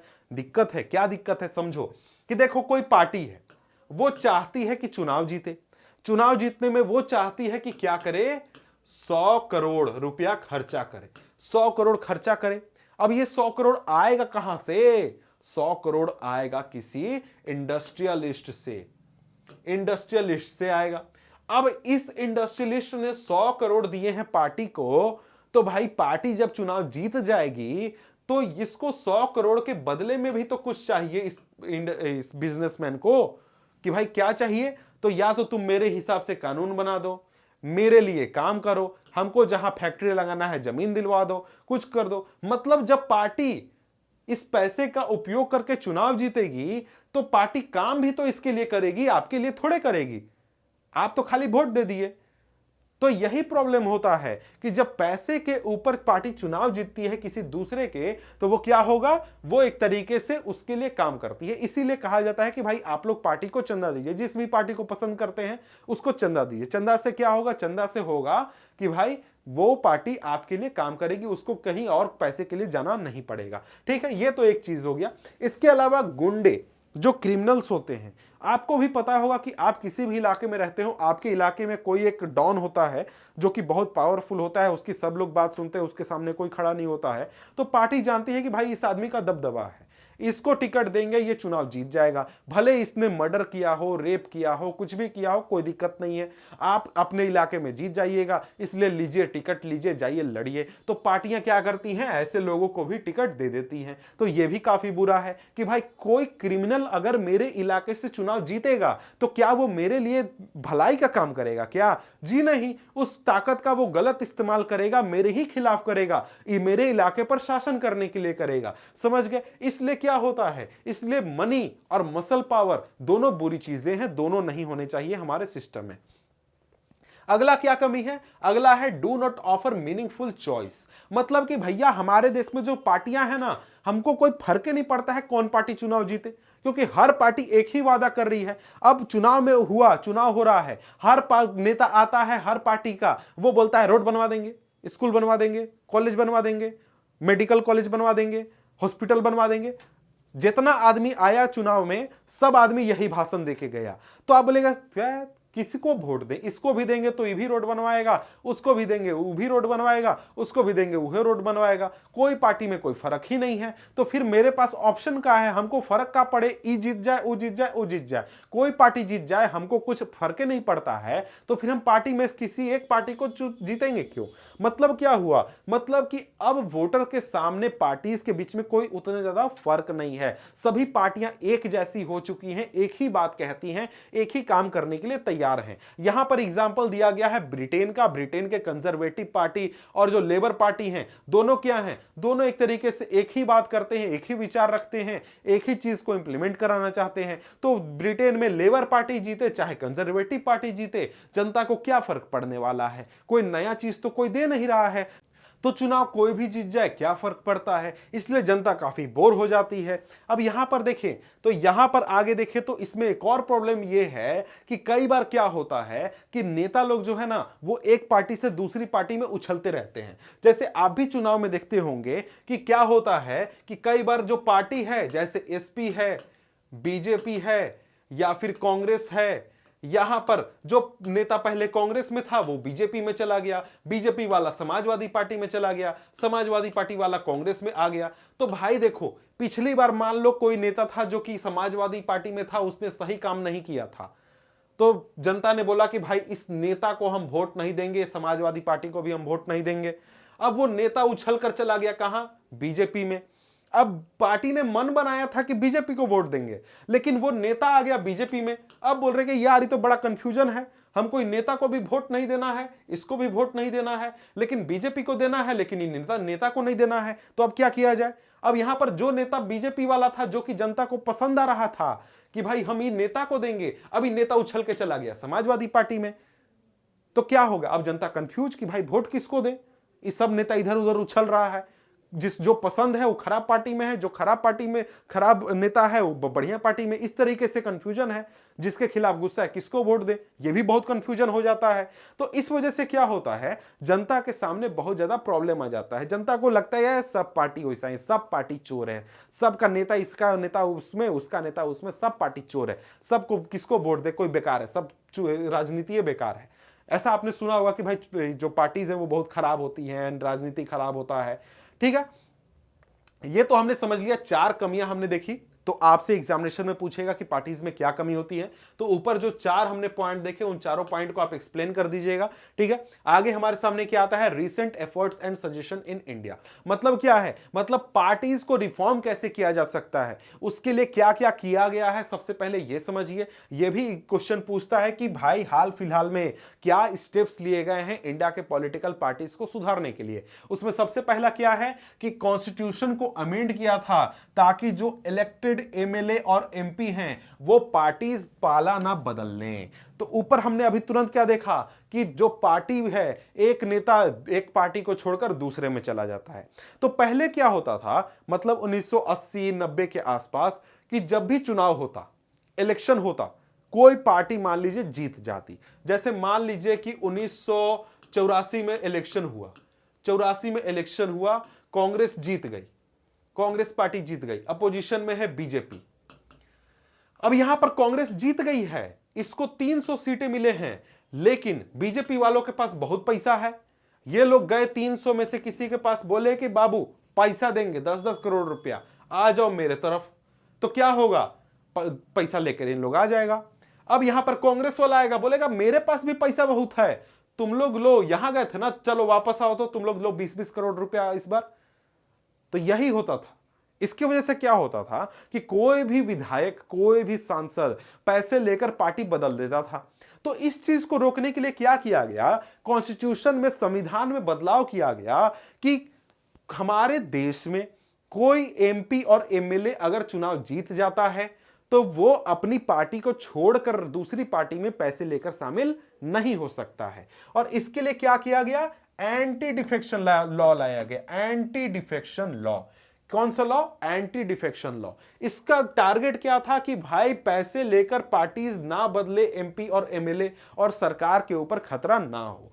तो इससे क्या हुआ कि कोई भी पार्टी से अगर कोई एमएलए या एमपी पार्टी छोड़कर जाता है, दूसरी पार्टी में शामिल होता है, तो उसकी जो सदस्यता है, उसका जो मेंबरशिप है, एमएलए का सीट है, एमपी का सीट है, उसको खत्म कर दिया जाता है, वो खत्म हो जाता है। इससे क्या होता है कि भाई जो पैसे लेकर पार्टी बदलने का काम है, ये एक तरीके से रुक गया। ठीक है, अगला यहां पर क्या है, अगला यहां पर नया कानून बनाया गया। नेक्स्ट स्टेप क्या किया गया कि नया कानून बनाया गया कि कोई भी एमएलए एमपी अगर पार्टीज बदलता है तो वो उसका सीट चला है। तो ये तो पुराना ही वाला, नया यहां पर है। नया क्या है कि सुप्रीम कोर्ट ने एक ऑर्डर पास किया, एक ऑर्डर जारी किया, ताकि मनी और क्रिमिनल्स का इन्फ्लुएंस को कम किया जा सके। कैसे कम किया जाए, तो यहां पर सुप्रीम कोर्ट ने क्या किया, एक ऑर्डर जारी किया ताकि जो मनी और क्रिमिनल्स है इनका इन्फ्लुएंस कम हो। क्या, कैसे कम हो, तो यहां पर सुप्रीम कोर्ट ने कहा कि जो भी कैंडिडेट चुनाव लड़ेगा, चुनाव से पहले उसको एक एफिडेविट जारी करना होगा। मतलब क्या करना होगा, एक श्वेत पत्र जारी करना होगा जिसमें वो कैंडिडेट बताएगा, मतलब जब भी वो नॉमिनेशन फाइल करेगा चुनाव लड़ने के लिए, वो बताएगा, क्या बताएगा कि मेरे पास कितनी प्रॉपर्टी है, मेरे ऊपर कितने केसेस चल रहे हैं, मैं जेल गया हूं कि नहीं गया हूं तो कितने दिनों के लिए गया हूं, कितने सीरियस केसेस हैं, सभी चीजों का डिटेल उसको देना पड़ेगा। अब इससे क्या होगा, क्योंकि अब भैया आपको डिटेल जारी करना है, तो जनता को पता चलेगा कि कौन आदमी क्रिमिनल है, कौन आदमी चोर है, कौन आदमी क्या है, करप्ट है, किसके खिलाफ केसेस चल रहे हैं, किसके पास बहुत पैसा है, कौन अमीर है, गरीब है, कौन इन्फ्लुएंशियल है, सभी चीजें। तो इससे क्या होगा कि भाई पब्लिक के पास क्योंकि इंफॉर्मेशन है, तो पब्लिक अब क्या कर सकती है, सही डिसीजन ले सकती है कि भाई मैं सही डिसीजन लूंगा कि भाई वोट किसको देना है, ये मैं अब आसानी से तय कर सकता हूं। इसके अलावा इलेक्शन कमीशन ने भी एक कानून पास किया है, जिससे क्या किया गया कि जितने भी पॉलिटिकल पार्टीज हैं उनको लिए मैंडेटरी कर दिया गया, जरूरी कर दिया गया कि भाई वो अपने ऑर्गेनाइजेशन के इलेक्शंस करवाएं और अपने इनकम टैक्स रिटर्न भरें। हमने ऊपर प्रॉब्लम देखा था कि जो भाई पार्टीज होती हैं उनके अंदर चुनाव ही नहीं होता है अध्यक्ष पद के लिए, इंपॉर्टेंट पदों के लिए, तो इलेक्शन कमीशन ने कहा कि नहीं, ऐसे नहीं चलेगा, आपको चुनाव करवाना ही पड़ेगा। तो यहां पर यह एक कदम उठाया गया।